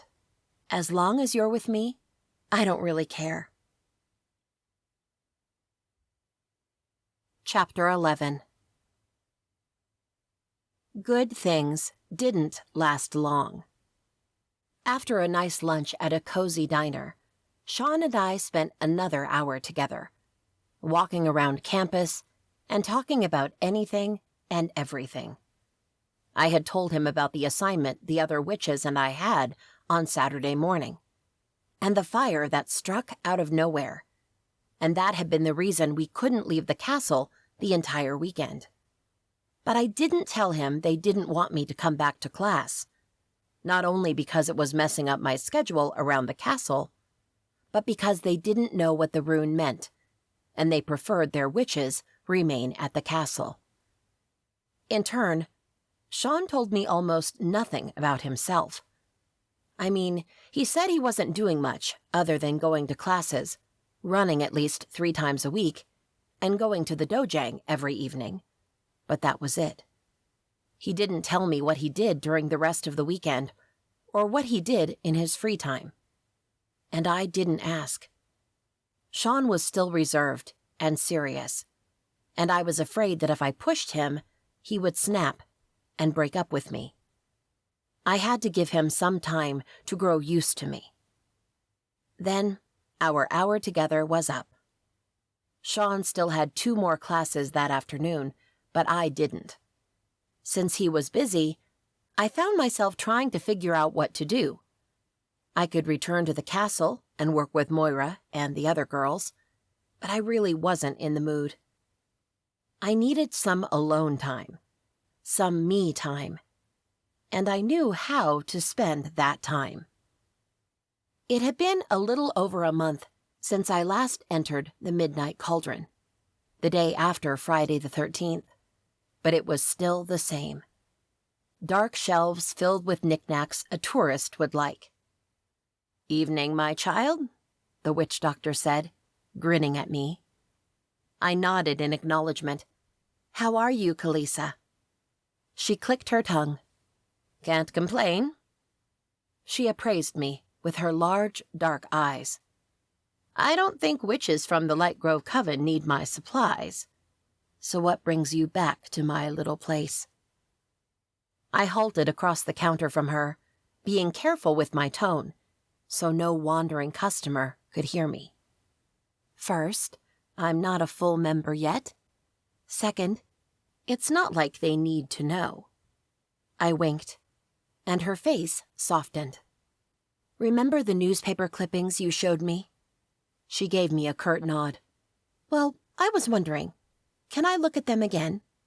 She tilted her head, her dreadlocks swishing with the movement. "Why?" That story you showed to me, about Sean and Lizzie and Doug. Well, I was able to free Lizzie. But before leaving, she told me Doug is still around, though she doesn't know where. I've searched the city, areas I thought might be haunted by ghosts. I also visited his old house, his dorm, and the places he used to go the most. But I can't find him. I wanted to read that article again to see if they mention something about him that can help me locate his ghost. The witch doctor watched me for a minute, then beckoned for me to walk around the counter and follow her to another room. Judging by the small round table in the middle, the 3 wooden chairs around it, the tarot cards and bones and other unrecognizable things on the table, this was where she told people's fortunes. For a moment, I wondered if she really could, if her fortune-telling was real or not. And if it was, did she tell everyone the truth? Or did she tell them what she thought they wanted to hear? I bit my lower lip, wanting to ask her to read mine. I wanted to know what it would say about the coven and about Sean. But if she really could tell the future and told me about it, what would I make of it? What if I didn't like what I heard? Would I try to change it? Perhaps it was better if I didn't know. Kalisa pushed the cards and bones aside and dropped the heavy binder with the clippings on the table. "Here it is," she said, pulling out a chair for me. "Thanks." I sat down and opened the binder, checking the dates to find the article I was looking for. Kalisa took another seat. "I don't think you'll find anything in that article." I frowned. "Why not?" She shrugged before taking the binder from me. I was about to argue, but she started flipping through the pages, looking for something. "Here," she said, turning the binder back to me, but keeping a finger tucked between the pages. "This might help you. Young man dies on Halloween night." I gasped, shifting my gaze to the corner of the article, where the date was. 1 year before Lizzie and Doug. "Holy shit," I muttered. I skimmed the article. This guy, Carl, had died at the Hotel Monteleone the night of Halloween. He was there with a friend on a dare to find ghosts, and his friend was committed for saying there were ghosts at the hotel and that Carl was one of them. He was violent about it. Then, Kalisa turned the pages to where her finger was. And here. Boyfriend and girlfriend found dead on Friday the 13th. This article was dated almost 2 years prior to Lizzie and Doug. Peter and Anna had gone into Singer Theater on a Friday the 13th. Nobody knew why. Their parents thought they were having fun, trying to scare each other. In the end, Anna died at the theater, while Peter was able to call for help, saying there were ghosts attacking them, before also dying. Months later, Peter's parents were interviewed by a fake ghost hunter who was famous on YouTube. His mother told the ghost hunter that she sometimes saw Peter's ghost around, and he always begged for help, but she didn't know what to do and ended up crying until he disappeared. I looked at the witch doctor. "Are you trying to tell me all these are connected?" She shrugged. "I never investigated them." She hadn't, but I could. Because these events, they had to be connected. And if it was true that Carl's and Peter's ghosts were still around, then there was a high probability that Doug was around too. I could free all of them and give Sean the closure he needed for that blasted night. I picked up my phone from my tote and snapped pictures of both articles, plus the article about Sean, Lizzie, and Doug. I closed the binder and handed it back to Kalisa. "Thank you." "Don't thank me yet, my child." She took the binder, stood, and returned to the front of her shop. "Say hello to your handsome man." I frowned at her. "What? You know Sean?" She nodded. "He came here a few days ago." "What? Why?" "I'm afraid you'll have to ask him that," she said, dismissing me. I stared at her a little longer, suddenly wary. I had told Sean about Kalisa and her shop, and how the fake bone necklace had helped that night. But I had never thought he would come to her. And for what? I made a mental note to investigate that later, since now I had something more pressing to worry about. After thanking Kalisa again, I exited the Midnight Cauldron, intent on going to Hotel Monteleone and the Singer Theater to look for the ghosts of Carl and Peter. Eagerness welled in me, and I finally felt a sliver of hope. When I promised Sean I would try to help Doug, I was wary, because I had no idea how. Now, I had a starting point, and hopefully it would be a good one. Because I didn't want to consider the other option I had, to interrogate the dark witch who had been at the haunted house that night. The Lightgrove Coven had locked her in the dungeons, under the Light Castle. She had been there when Lizzie and Doug were killed too. She was the one who had all the answers. But I wasn't sure if I would be allowed to go near her, or if I even wanted to, since she was beyond evil. But the thought had crossed my mind. As I rounded the corner of Bourbon Street, I bumped into Andrea. Brittany was right beside her. "Hey, you," Andrea said, holding my shoulders and steadying me. "Hi, guys," I said, smiling. Although I didn't have any close friends, I kind of thought these two girls could turn out to be it. "What are you two doing here?" Brittany showed me the box of beignets in her arms. "We came to buy these." My mouth watered. "Nice." "What are you doing here?" Andrea asked. I tried thinking of something. Anything. I came to research something for a class project. "Oh, cool. What is it about?" Brittany asked. The memory of Rod finding me in the castle's library, with a stupid book in my hand, came to mind. I was in the same pathetic situation here. Well, I looked around, trying to find a topic that would make sense. My eyes found an apothecary, which promised their potions were brewed by real witches. It's for my history class, I lied. We need to write about the Salem trials, and I wanted to talk to real witches. I pointed toward the apothecary, making sure I had a "can you believe that" face. The sisters exchanged a look, and then smiled big. "Oh, we want to go too," Andrea said. "We love witches and werewolves and ghosts," Brittany said. "Any supernatural stuff, really." I swallowed hard. I already talked to them, actually. My voice hitched, and I hoped they didn't catch my lies. Damn it. Here were the two girls I thought I could be friends with, and I was already lying to them. Not good. So not good. Andrea's smile faded. "Oh.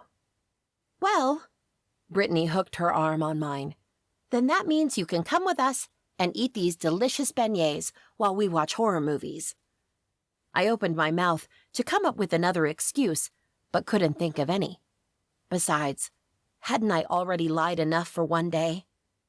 Eating beignets and watching horror movies sounded good, but what about Doug? Nothing was stopping me from coming back later, after I spent a couple of hours with the girls. Maybe, if everything worked out, I would even be able to squeeze in an hour or two with Sean before it was time to head back to the castle. I smiled at them.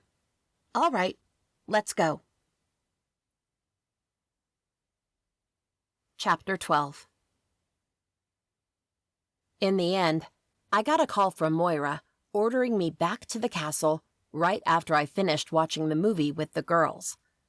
I didn't even have time to see Sean or search for the ghosts of Carl and Peter. On my ride back to the French Quarter, I called Sean, but he didn't answer. My imagination took a turn for the worst, and I saw him holding his phone, seeing my name on the screen, and refusing to talk to me. But we had spent a nice lunch together. He wouldn't have changed his mind about me this fast, would he? Insecurity was a bitch, but she was also the most present thing in my life right now. I was insecure about Sean and me, about my abilities as a witch, about college. I had no idea what I was doing, where I was going. So, I went with the flow, hoping to find a clue that would lead me to the right answer. Problem was, what was the right question? I didn't know. I was arriving at the castle when I got a new text. Sean. Hey, what's up? Whoa, nice, super chill way of starting a conversation. Me. Nothing really. Just wanted to let you know I had to go back to the castle early. Sean. Okay. Okay? What did I say to that? After a minute, my phone dinged again. Sean. I mean, it's cool. I have stuff to do anyway. Stuff? What kind of stuff? He was probably going to the dojang again to train for hours, but my insecurity ran deep. I was dying to know what he was up to, but I didn't want to keep asking questions and sound like a crazy, jealous girlfriend. Me. That's good. Sean. Let me know when you're back. Me. I will. Good night. Sean. Night. I stopped by the front steps of the Light Castle and stared at my phone for a long while, trying to figure out if the coldness I got from his texts was me or if it was real. A group of Light Order soldiers walked out of the line of portals between the trees. I sidestepped to give them space, and they climbed the front steps like an army. Nobody even acknowledged me, except for Rod. With a deep frown, he walked behind the battalion. He halted in front of me, his eyes unfocused. You just got back from New Orleans? Yep. I looked at his red knuckles, his disheveled hair. What happened? He shrugged. Just a run-in with some hunters. Nothing unusual. Is that why we were called back to the castle? His frown deepened. What do you mean? Your mother called me, saying something about meeting here. I had the impression it was a general call, to everyone, or at least to all the initiates. I don't know anything about it. He glanced at his battalion, getting farther through the castle's immense foyer. I should go. Of course. I waved him off. He gave me a slight nod before hurrying behind his battalion, and I walked inside too, but at a much more leisurely pace. Without rush, I made my way to the lounge beside the library and found Moira there, alone. Finally, she exclaimed, sounding absolutely furious. I have been waiting for almost an hour. I was on campus. You know it takes me time to get here. She groaned. One of my points exactly. If anything happens, if you have to be here in a second, you won't make it. I crossed my arms, on the defensive. What did you want? I thought you had called a meeting for all of us. She scoffed. Hardly. The others are fine. They are doing great, actually. You're the one holding the group back. Ouch. Not only because you're so weak that you don't have an affinity, but because you refuse to let go of your human teenage dreams of going to college. Newsflash. You're not human. You're a witch. And if you want to be a good one, a real one, you'll quit college and dedicate 100% of your time to witchcraft. Is that a threat? No, it's a warning. I talked to the council, and they agree with me. I gasped. What? However, instead of making you quit right away or dismissing you from our initiate program, they are giving you 2 weeks to find an affinity and to catch up with your peers, regardless of whether you stay in college or not. If you don't accomplish these things, you'll be asked to leave. My throat went dry. But they said I could continue college. Apparently, their faith in your abilities was unrealistic. They expected you to excel at both. Now they see you can't. And even if you quit college and dedicate yourself to the program, be warned, you still might fail.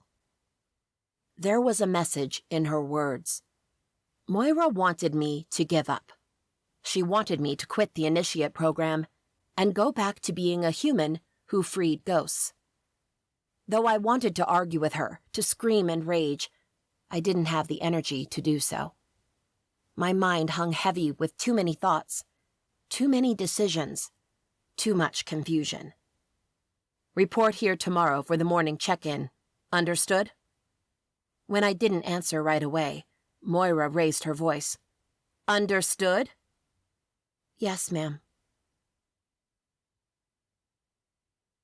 Chapter 13. That night, I couldn't sleep. Since I couldn't stay up at the library without causing trouble, with all the business about the runes, I ended up hauling a bunch of books from the library to my bedroom. Because the books were huge and heavy, I made 4 trips, carrying all that I could. I was determined to prove to Moira I could do this. Even if I had to practice alone in my bedroom, trying to find my affinity, I would. On my last trip from the library to my bedroom, I walked by Grace, one of the council members, talking to 2 younger witches. Her green snake was coiled around her arm. I didn't see many of the council members, or Queen Denise, roaming the light castle, so this was unexpected. I nodded as I passed them, not sure how I should address higher-ranked witches when meeting them outside events or gatherings. I headed down the hallway in the direction of the stairs when I heard, "Hazel." I turned around, and my eyes went wide. "Grace," I muttered, as the council member walked toward me. I instantly straightened. "Did you call me, ma'am?" "Ma'am. Seriously." "Call me Grace, Hazel," she said with a smile. "We're all friends here." Faint wrinkles formed around her eyes, and her graying hair was pulled back into a tight braid. I couldn't tell if she was younger than she looked, or older. Like the other council members, she radiated power and elegance, giving me the impression that she was over 100 years old, which wasn't that uncommon for powerful witches. I shifted the heavy books in my arms and eyed the snake. Sometimes it looked like a fake rubber one, but then it showed its tongue, reminding us that it was alive and probably venomous. "Can I do anything for you?" "I just wanted to check on you." She reached for the books and took half from me. "You don't need to do that." "I want to. I'll help you take these to your bedroom." She raised an eyebrow at me. "You are going to your bedroom, aren't you?" "Yes, ma'am." If I had a free hand to slap my mouth, I would have. "Sorry, it's a habit." "It's okay. It's refreshing to see younger witches who still think respect is necessary." She took the lead, and we walked toward the stairs. "But I mean it. I'm just Grace." I smiled. "All right." We went up the stairs, and I felt like squirming in my own skin. Why was she walking beside me, helping with my books? Finally, at the top of the stairs, she glanced at me. "I just wanted to say I'm impressed with you." "What?" I almost tripped on my own feet. I thought the council was upset with me. Moira told me I was given 2 weeks to find my affinity, or I'll have to leave." Grace nodded. "That's true. It was the council's decision. But I can honestly say we're all cheering for you. But just because we believe in you and want you to succeed doesn't mean we can disregard our rules. Only witches who prove themselves can stay in the program and become full members. We can't make an exception for you." I let out a long sigh. "I understand." "But I see you're trying." She gestured to the books in her arms. "You're working hard and studying and catching up. You at least get an A for effort." "Shame effort isn't enough." "I agree. But we're one of the best covens in the world. We have to maintain our standards. I hope you understand that." "I do." It was the truth. If I was in her place, I would probably have cut me from the program already. "Like I said, we believe in you." She showed me a warm smile. "I believe in you." I stared at her, a little shocked that she would even remember who I was. Well, she would, since everyone at the castle was talking about what a disappointment I was. The fact that she was taking a few minutes of her time to tell me this meant a lot. "Thank you," I said. Soon, we were in front of my bedroom door. I opened it and put my books inside on a small table, then came back to grab the books Grace was carrying. She handed them to me, the snake in her arm just a couple of inches from my own hand. "Anything I can do for you?" I opened my mouth to tell her no, when 2 things came to mind: the lightning and the runes. But I was sure she wouldn't tell me about those. And also the Brotherhood of Purity. They had showed up at one of the campus's dorms a few weeks ago, and a couple of days ago, I saw Rod and the other Light Order soldiers coming back from a tussle with them. "Is there something going on with the Brotherhood of Purity?" I told her about the occurrences. "It seems they are up to something." Grace let out a low laugh. "They are always up to something, but you shouldn't worry about it. Focus on your studies and finding your affinity. That's all you should do for now." I nodded. "Thank you," I said, "for helping with the books, for walking with me, and for believing in me." She reached out and placed a hand on my arm. "Good luck, Hazel." Then she turned and walked away, and I stared after her, still a little shocked. Grace, a council member, had taken the time to tell me she didn't want me to fail. That gave me more strength and purpose. Somehow, I would prove Moira wrong, and I would become a full Lightgrove witch, even if I had to abdicate sleep for the next 5 months. And that would start now. With a heavy exhale, I closed my bedroom door and went to the pile of books. It would be one long night. Chapter 14. I was the first to arrive at the lounge room the next morning. Moira was second, and she raised an eyebrow at me when she entered the room. Soon, the other girls arrived, and we discussed the activities of the past few days, not touching the dark lightning subject, of course, and what we would be doing today. To Moira's surprise, and mine, I didn't go to class. I stayed at the castle and worked with the other girls all day.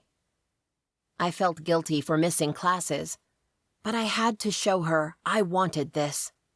I wanted to become a full member of the Lightgrove Coven, and I was willing to work hard for it. But how hard? At lunch break, I went to the mess hall with the girls, and we all had lunch together. As usual, Lainey was conceited, acting as if the world revolved around her. The others seemed concerned with what Lainey thought of them. However, I ate quickly and left for the garden where Moira and I had practiced.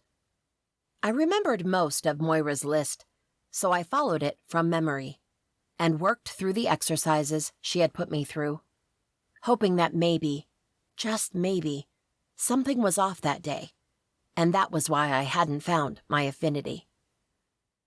After our practice together in the afternoon, the girls and I had dinner in the mess hall, and then were dismissed for the day to do whatever. Most girls stayed in the hall, and some headed to each other's bedrooms to talk, and I went back to the garden. I talked to Sean on the phone at least once a day. For some reason, I didn't tell him about the ultimatum the council had given me, but I told him I had to work hard this week. He said he understood, though by the dejected tone of his voice, I kind of doubted he did. When I thought too hard about Sean and me, I saw no future for us, and that made my heart ache. We were too different, and I was a witch, a busy witch, who needed to work harder than the others to succeed. And he was a human. Would he accept this way of life? Damn it. Here I was, thinking about that again. It was too soon. Our relationship was too new to think about these things. We had to go day by day and see if it survived this phase.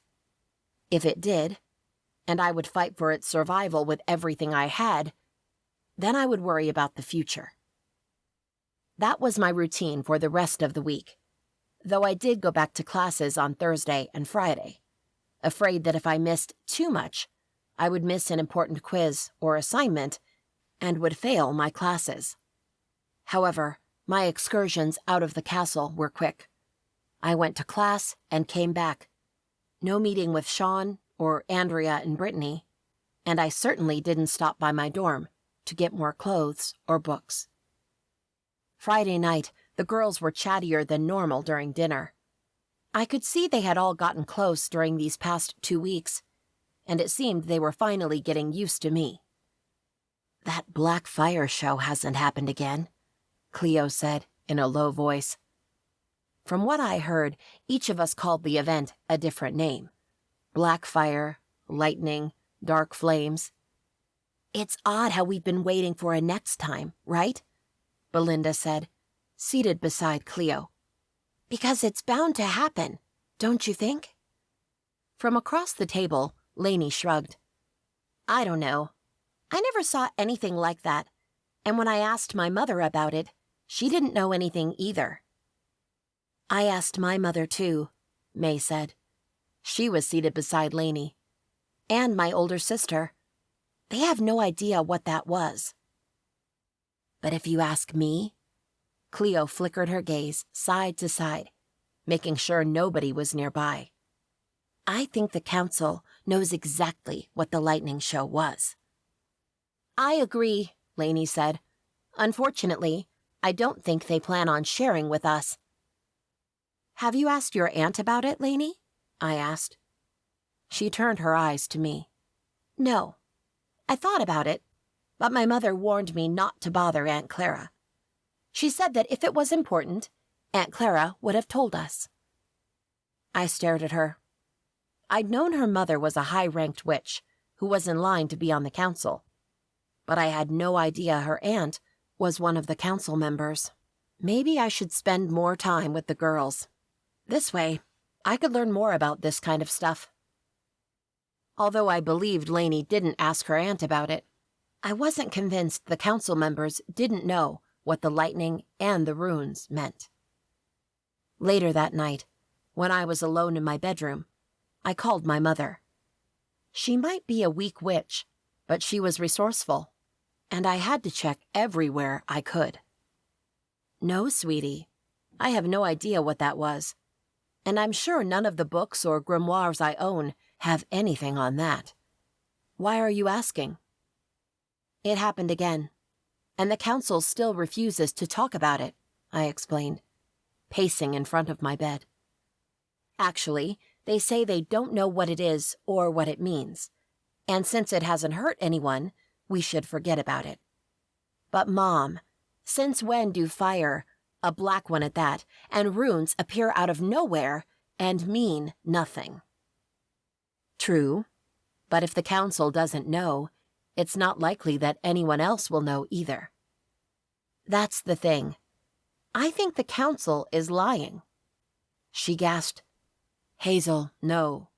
The council would never lie. If they say it's not important, then it isn't. I sighed. I had momentarily forgotten my mother's crazy obsession with the Lightgrove Coven. Of course, she would believe every single word they uttered. You're right, I said.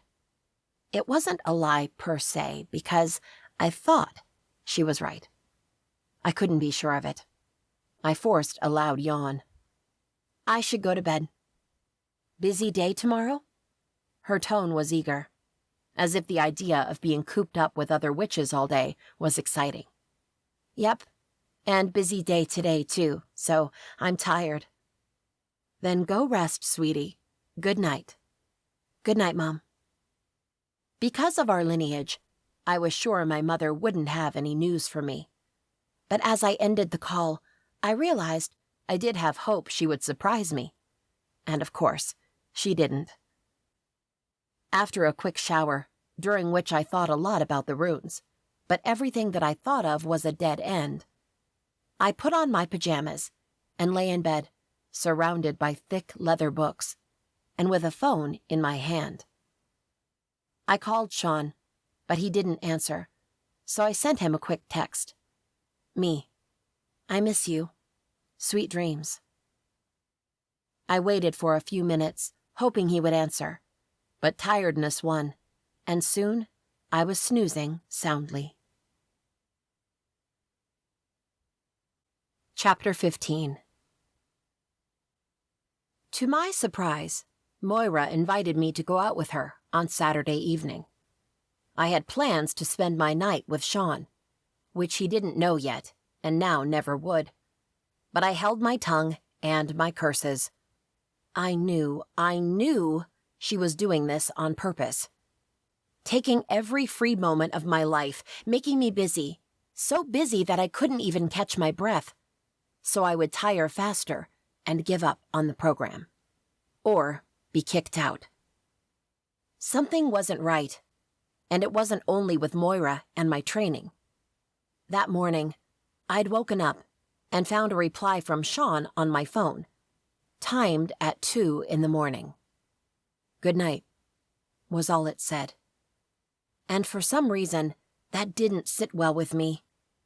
I felt like I was losing him, and there was nothing I could do to hold on to him. The day was busy, though, and I barely had time to think about Sean and our doomed relationship. In the evening, Moira took me to the French Quarter, of all places, and we walked the streets in silence.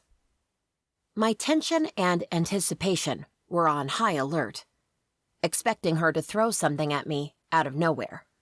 A mission, a question, some magic, anything. Surprising me a second time in less than an hour, Moira entered a nondescript door, jammed between two shops. She beckoned for me to follow her in. Wary, I stepped inside the small space. The door closed behind us, encasing us in darkness. "What the?" I muttered. "Wait," Moira said. After a few seconds, my eyes adjusted to the darkness, and the shape of a staircase appeared in front of us. "Come," Moira said, starting the climb up the stairs. "Aren't you going to tell me where you're taking me?" I finally asked. "We're almost there," was all I got from her. Illuminated only by a dim light coming from somewhere in the building, we went up 3 flights of stairs. Then we stopped in front of a wooden door. I glanced at Moira. "What is this place?" She finally looked at me. "Be friendly and respectful. Even if you're not officially a Lightgrove witch, you're under our care." I raised my eyebrows at her. She called the way she treated me care? Wow, that was quite shocking. Moira opened the door, revealing a large seating room, with plenty of thick rugs and velvet love seats. The walls had tapestries and landscape paintings, and right in the center of the room stood an older woman and a man. "Moira," the woman said with a smile. She had long brown hair cascading behind her back and dark brown eyes. "It's good to see you." Moira's entire mien changed as she smiled. Truly smiled. "You too." She walked to the woman, and the two of them embraced. "Thank you for coming." "Not a problem." The woman leaned closer and said in a lower voice, "I've got to admit, I'm curious about what you told me." Then the woman gestured to the man beside her. "You remember my son?" "Of course." Moira shook the man's hand. "I hope the trip here was uneventful."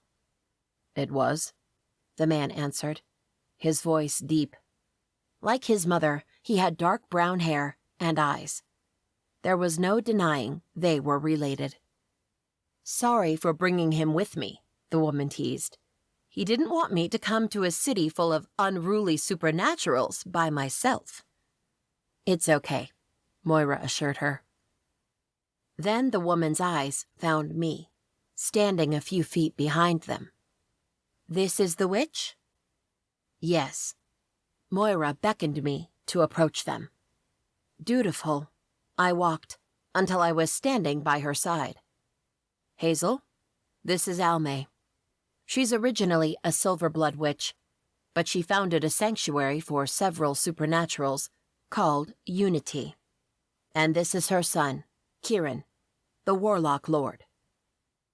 I stared at both of them, a little shocked. I had never met another type of witch, much less a warlock. Males of our kind carried the magic gene, but they couldn't access it. But it wasn't true for other kinds of witches. Moira nudged me hard on the ribs. "Hi," I stumbled. "It's a pleasure to meet you." Question was, why the hell was I meeting them? Almay turned fully to me, her dark eyes full of wonder. "Light witches usually present with an affinity by their 16th birthday. But I'm told you're almost 19 and have no gift. That's quite interesting." My shoulders sagged, and all I wanted was to bury myself in a hole. Moira called a Silverblood witch here and told her about me? What the hell? "It's true," I said, in a dejected tone. Almay extended her hand to me. "May I?" I glanced at Moira, who gave me a sharp nod. Wary, I slipped my hand in Almay's. She held on to me with a tight grip and closed her eyes. I felt her magic, bold and strong, brushing against me, enveloping me like a warm embrace. Almay's brows knitted as she did whatever she was doing. I looked at Moira and Kieran, but they didn't seem worried or in a hurry.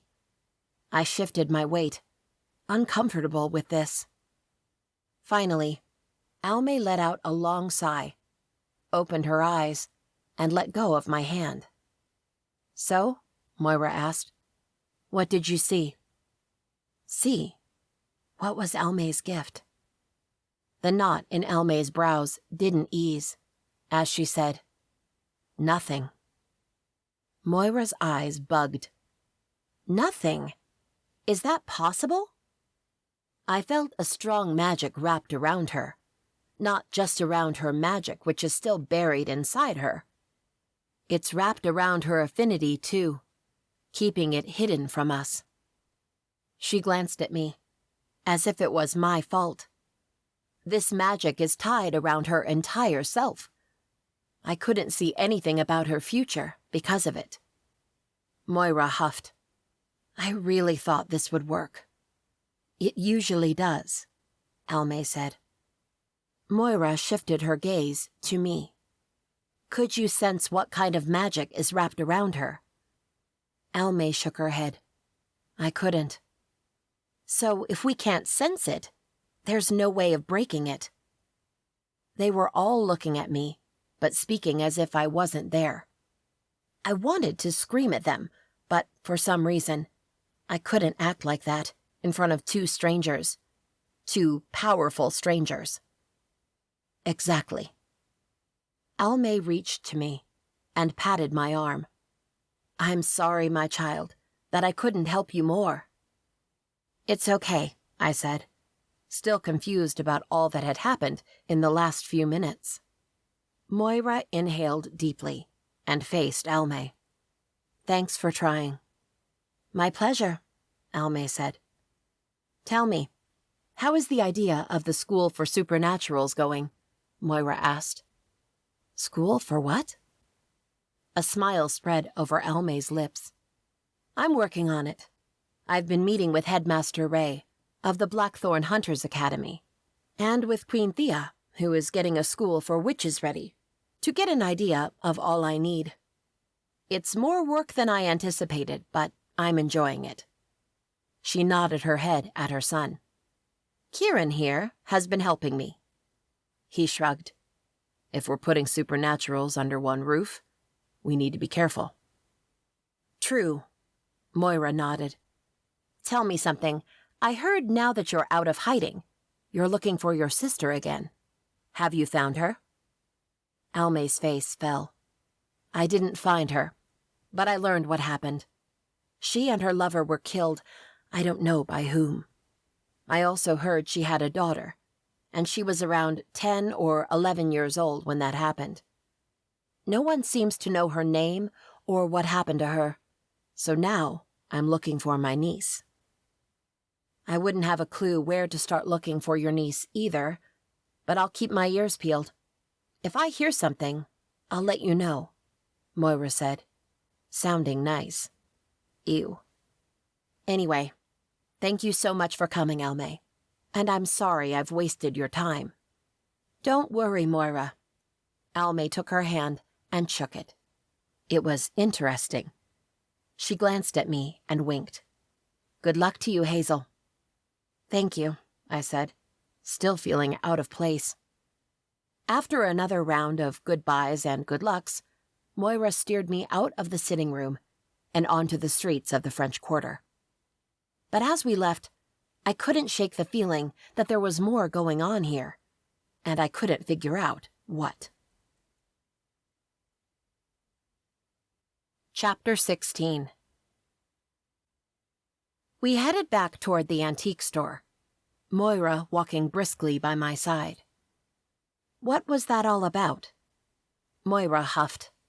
For a moment, I thought she wouldn't say anything. "Almay has visions of the future, most of the time. I asked her to come and see your future, I thought she might catch a glimpse of you using your affinity in the future. Or find out whatever the hell you'll be doing in the future." She gave me a side glance. Like maybe giving up magic and living as a human? I frowned at her and purposely chose to ignore her words. But she couldn't see anything. "Exactly." Moira shook her head. "Waste of time." I opened my mouth, ready to say I was sorry for being such a disappointment, but I wouldn't give her that satisfaction. She said something about magic wrapped around me, but she doesn't know what it is. Is there a way we can find out? "I don't know," Moira said, her voice tight, tighter than usual. "I'll have to research more about that." "Careful," I teased. "I'll start to think you care." Moira glared at me. "I care about the Lightgrove Coven, and right now, you're one of my initiates. It's my job to care." I stared at her. That was quite surprising. If someone had asked me, I would have said Moira didn't care at all. But more than that, what the hell was happening here? I couldn't find my affinity. A strange magic was tied around me. And apparently, I didn't have a future. Or at least one that Almay could see. A pang of jealousy sliced through my heart as I watched the crowd gathered in the streets of the French Quarter. Every day was big here, but Saturday nights were even more special. Jazz bands played along the sidewalks, performers slipped between the tourists like magicians, and groups wore costumes as if it were Halloween. It was bright and pretty and joyful and contagious. I smiled, wishing I could have the best of both worlds, but deep down, I knew I couldn't. Besides all this affinity craziness, in 5 months I would have to choose, and that knowledge made me anxious. If I got to that point. But if I had to choose now, I wouldn't have a pick. Would 5 months down on this road make a difference? Would I have learned something, done something, become something that would make my choice easier? Still pondering the different paths in my life, I looked through the outer glass wall of a pub and stopped dead in my tracks. "What is it?" Moira asked, glancing back. Sean was inside the pub, sitting alone at the bar, a bottle of beer in one of his hands and an unlit cigarette in the other. His eyes were downcast, and he looked deep in thought. A sudden urge to go in and hug him assaulted me, but I remained frozen in place. What was he doing here? Why was he here alone? But I knew the answers to those questions. Sean didn't have any friends, not real friends anyway. It was only me, and I was too busy to spend any time with him. So, instead of moping around alone in his apartment, he decided to go out. I should be happy for him, that he was trying to recover and move on. But that was not what I felt. Guilt mixed with jealousy and disappointment inside my chest. "I see college isn't the only reason you're so attached to the human world," Moira said, looking at Sean. I shot her a glare. "This is none of your business." "Of course it is," she hissed, keeping her voice low so the people walking past us couldn't make out her words. "It's disrupting your progress, so it is my business. It is the Lightgrove Coven's business." "You—" I shut my mouth before I yelled at her, though I wasn't sure what to say. I would probably say any shit that came to mind, just to vent my frustration, and then I would be in even bigger trouble than I already was. "I know you don't want to hear this, but relationships with humans are difficult," she said. I fought the urge to punch her. "They don't understand our customs, our way of life. They aren't willing to make the same sacrifices we are. Some Light Order members are humans. Only a handful among hundreds, and those are the rare exception. Most Light Order members are sons of witches. They were raised in our world, with our rules and our magic. They understand their duty. Most importantly, they understand ours. Duty. What was my duty? My heart was divided in two, and I didn't know how to mend it. Was there a way to mend it? I wasn't so sure anymore. Come on. Moira took my elbow and pulled me forward. We need to go back to the castle. Chapter 17. I was supposed to stay at the castle Sunday evening, but I couldn't. I had barely slept Saturday night thinking about Sean. My chest hurt. Each time the memory of seeing him alone at that bar popped in my mind. And I had been miserable the rest of the day. I had no idea how I focused during the meetings with Moira. Sheer stubbornness, perhaps. Regardless, I had to talk to Sean. I had to see him, hear his voice, and if he allowed me, embrace him and kiss him and... After dinner, I told the girls I had a headache, and then I sneaked out of the castle. Sneaked wasn't the right word, since a few Light Order soldiers saw me leaving the castle and going through the portal. There was no way around them, unfortunately. Once more, the lights on the windows of his apartment were out, but I rang the intercom anyway. After a couple of minutes, I called his cell phone. I didn't think Sean was sleeping. It was way too early. But what if he was? I would wake him up. I had to wake him up. I called 3 times and ended up leaving a message for him. Sean, we need to talk. I'm at your building waiting for you. Call me when you can. Then, I sat down on the steps in front of his building and waited. Almost 30 minutes later, and 2 bitten-off nails, I saw Sean as he turned a nearby corner, running. After a few seconds, he saw me and slowed his steps until he halted a good 10 feet from me. I stood. Hi. Dripping with sweat, he took a long breath before answering. Hey. I called you, but... I left my phone in my room, he said, still catching his breath. Have a good run? I asked, feeling like the lamest girl alive. It helps me think. About? He crossed his arms. How was witch school? His tone was sharp, hurt. I winced. It's much busier and demanding than I thought it would be. I noticed. I took a step toward him and stopped. He didn't seem to want me any closer to him. Sean, I'm so sorry. I want to spend more time with you. I want to spend all my time with you, but they are threatening to kick me out. I have to put on a good show for now. For the next 5 months. It was more like 4.5 now, but who was counting? I sighed. I don't know how long.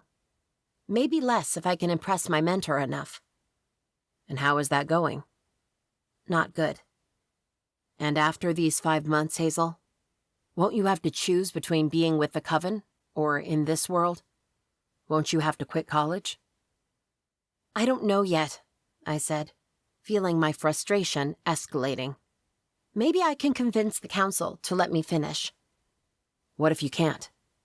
I don't know, I shouted. I don't know, I tried again in my normal tone. I can't make decisions about something that might or might not happen in 5 months. Despite trying to hold still, I took another step toward him. Can't we just take it slow? In a day-by-day way? I am taking it day by day, Hazel, and you're never in my days. I flinched at his words. I didn't see you a single moment this past week. I know, I whispered, feeling the tears coming up. I pushed them back. I'm trying to do the best I can, It'll get better. I don't think it will. Even if we can go through the next 5 months, barely seeing each other, don't you think being a full member of the Coven will actually take even more of your time? You'll have new responsibilities and schedules, things to attend to. I haven't decided if I'll stay in the Coven after the initiate program. The fact that you're so afraid of being kicked out of the program tells me exactly what your choice will be. I gasped. He was right. Why else would I be working so hard to stay in the program and impress Moira? So she would write a kick-ass report and I would join the Lightgrove Coven. But that didn't need to be the end of us. There are no rules saying a witch can't be with a human, I explained. Sean stared at me for a heartbeat. 2, 3, 4. Maybe I have a rule, saying I can't be with a witch. The air was knocked from my lungs. You don't mean that. Tearing his eyes from me, Sean walked past me to the front door of his building. I don't know what else to say. I don't know what you want me to say. He paused at the door and glanced at me over his shoulder. There's nothing else to say. Goodbye, Hazel. Good luck with the Coven.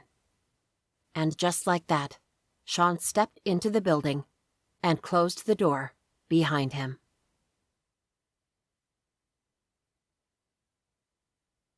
Chapter 17. Chapter 18. Numb, I walked back to campus.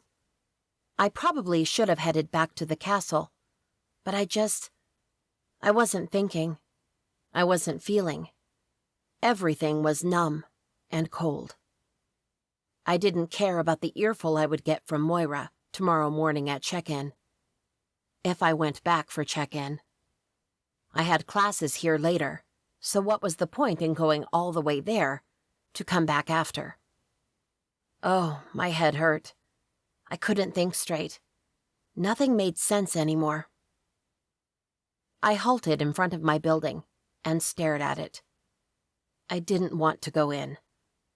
I didn't want to risk facing Chrissa or Andrea and Brittany and having them notice my glum mien. They would make me explain what happened, and I just didn't know. What had happened? A meow caught my attention, and I instinctively knew who that was. Glancing to my right side, I saw the cat, seated on a wooden bench, as if he was simply waiting for someone. Me? What do you want? I snapped. I'm tired of you following me around. Go find someone else to bother. The cat tilted his head and licked his paw. This lady is crazy, he was probably thinking, and maybe the cat was right. With a sigh, I sat down on the bench with the cat. I noticed for the first time that he didn't have a collar. A stray cat with such shiny fur? Not likely. Are you lost, kitty? I asked, reaching for him, but retreated my hand before touching him. Your owner must be worried. If he had an owner who cared. Everyone had someone who cared about them, right? I had my mother and Amanda. That was enough. Tears sprang to my eyes, and I felt silly. I wiped at them furiously. What was wrong with me? I wasn't a weak, girly girl. I had never cried for a guy before and wouldn't start now. Closing my eyes, I took a deep breath. I needed something. I needed to do something to occupy my mind. I needed to get busy right now. Otherwise, I would cry. I glanced up at the building to where Andrea and Brittany's room was located and saw their lights on. I could invite them to watch a horror movie with me. Ghosts and curses and psycho serial killers were sure to take Sean out of my mind. Ghosts. I jumped to my feet, knowing exactly what I would do to occupy my mind. Bye, kitty, I whispered, as I messed with my phone, calling an Uber. The Uber arrived less than 5 minutes later and drove me to Hotel Monteleone. It dropped me across the street from the hotel. I watched the building with a certain feeling of purpose. My plan was to go around to the hotel's alley and find a way inside, even if I had to use magic to trick an employee or two. The article mentioned Carl had died in the hallway of the 3rd floor, but I thought I could reach him from outside. I walked normally, as if I intended to enter, but with a glance over my shoulder to make sure no one was paying attention to me. I slipped into the narrow alley leading to the back of the hotel.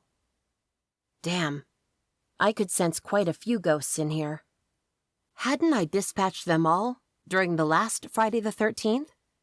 Was a dark witch up to something again? Okay, one thing at a time. I was here to find Carl, so he could lead me to Doug. Sean and I might not be together anymore, but I had promised him I would find Doug, and I never broke my promises. Hoping no one would come through the side alley, I knelt and drew a circle on the wet, broken concrete floor, then placed the crystals I always carried with me on the north, south, east, and west sides of the circle. I didn't think I needed the crystals to call on ghosts and set them free anymore, but it was a habit, and since my magic could get out of control sometimes, it was better if I did it in the way I was used to. I closed my eyes and channeled my magic. "Aperet," I said, calling Carl. I sensed him somewhere inside the hotel, fighting against my summon. I channeled more magic into my spell and repeated it. "Aperet!" A faint light appeared in the middle of the circle, and slowly it morphed into the shape of a young man. He jerked against the bounds of the circle, his ghost-white face looking scared. "What do you want?" he asked, his voice revealing fear. "Are you Carl?" "No," he said, too quickly. "I think you're Carl," I insisted. "I summoned you because I have a couple of questions for you." "And why should I answer your questions?" "Because I can set you free." His eyes bugged, and he stopped fighting my magic. "I can send your soul to heaven, if that's what you wish, but only after you answer my questions." "How do I know you're not lying?" "You'll have to trust me," I said. A moment passed, and he still stared at me with wariness in his pale eyes. "What do you have to lose?" His shoulders relaxed a tiny bit. "All right. What do you want to know?" "How did you die?" "My friend John dared me to come here on Halloween night. It was supposed to be haunted, but I thought that was just crap to get tourists interested. Well, it turned out it was true. And then there was a witch here." "A dark witch?" "What do you mean?" "Was the witch evil?" "Yeah, I mean, she was calling more ghosts, from what looked like a cut in the middle of the air, and she was ordering them around. She saw my friend and me, and they attacked us. My friend was able to get away, but I wasn't." "What happened after?" "She sent most of the ghosts away." I frowned. "What do you mean?" "She just left, using her magic to command ghosts to follow her." "Most, but not all. Do you know why?" Carl shrugged. "Why a witch kills people and takes ghosts? Are you freaking kidding me? I have no idea." "Okay, calm down. I'm trying to understand what is going on." "I don't want to understand. I want to—" A crystal rolled out from its place, and Carl's ghost flickered in and out. "What the—" I muttered. Half a second later, another crystal was pushed back from its place, and Carl was gone. I looked around, but didn't see anything. I knelt beside the fallen crystals, trying to figure out what could have possibly moved them, when a chill breeze swept through me, bringing more than just cold. I stiffened, intuitively knowing something was wrong. Then, 3 figures jumped me. 3 males dressed in black pants, shirts, vests, and wearing long red cloaks, with hoods that concealed their faces. "Well, well, well, what do we have here?" one of the Brotherhood of Purity members said. My blood turned to ice, and I stepped back. "What do you want?" Stupid, stupid question. "Do we really have to answer that?" another one asked. He walked to the circle and rubbed the tip of his boot on the edge of the circle, erasing my drawing. The circle was undone. Shit. "Quick, Hazel, think." "Just take her and let's go," the third one said. They advanced on me, and I called upon the wind coursing through the alley. "Ventus!" The wind pushed them back, and I ran to the street. But before I could reach the end of the alley, something snaked around my ankles and jerked me back. I screamed as I fell on the wet, dirty ground and was pulled back by the black leather rope around my ankles. Panic filled my chest, and my blood roared in my ears. "Where do you think you're going, little witch?" "Redono," I said, ordering the rope to untie, but it didn't work. "Don't bother," one of the hunters said. "Our weapons are all enchanted against witch magic." Their weapons, but not them. I called the wind again. The invisible wall pushed them back, farther than before. I kept muttering spells while I worked to get free from the ropes. "Ventus!" Another blast of wind pushed them back. "Petram!" Little pebbles from the ground flew at them like bullets from a gun. Finally, the ropes loosened, and I struggled to get them off me. The hunters groaned and cursed as they dodged the pebbles. Finally free from my rope, I scurried to my feet and turned to run again. And then, more ropes wound around me, my ankles, my waist, and my shoulders. My arms were pinned, and this time, when I hit the ground, there was nothing to soften my fall. I bumped my head hard against the concrete. Pain exploded inside my skull, and I felt like I was drowning. "There's no way you can escape us, little witch," one of the hunters said. "Take her," another said. Darkness surrounded me, and I tried to fight it. I tried calling on light. I tried calling for help, but my mind was on fire, and my voice was gone. There was nothing else I could do. A meow echoed through the alley as a black cat, the same damned cat, jumped from one of the windows and landed on top of one of the men. The cat scratched at the Brotherhood members, keeping them busy. Pushing through the pain in my skull, the numbness in my limbs, the dizziness in my head, I called my magic to untie the ropes. I jerked and jerked until finally they loosened, and I scurried from them and out of the alley. I almost ran over a couple on the sidewalk, but I didn't stop running. I only stopped when I saw the line of cabs at the corner of the hotel and jumped into one. "Take me to Talent," I said, my voice winded. As the cab sped up, I relaxed in the seat, taking a moment to realize I had been attacked by the Brotherhood, and I had narrowly escaped. Chapter 19. The cab dropped me off outside the dorm complex. Thankfully, it was late, and not many people saw as I limped to my building and dragged myself up the stairs to my bedroom. Every time I heard footsteps or doors opening and closing, I gritted my teeth and hid myself. Hopefully, none of these people were Chrissa or Andrea and Brittany. I didn't care if others saw me, but if the 3 of them found me, then I would have to lie. And what would my lie be? I had no idea what to tell them.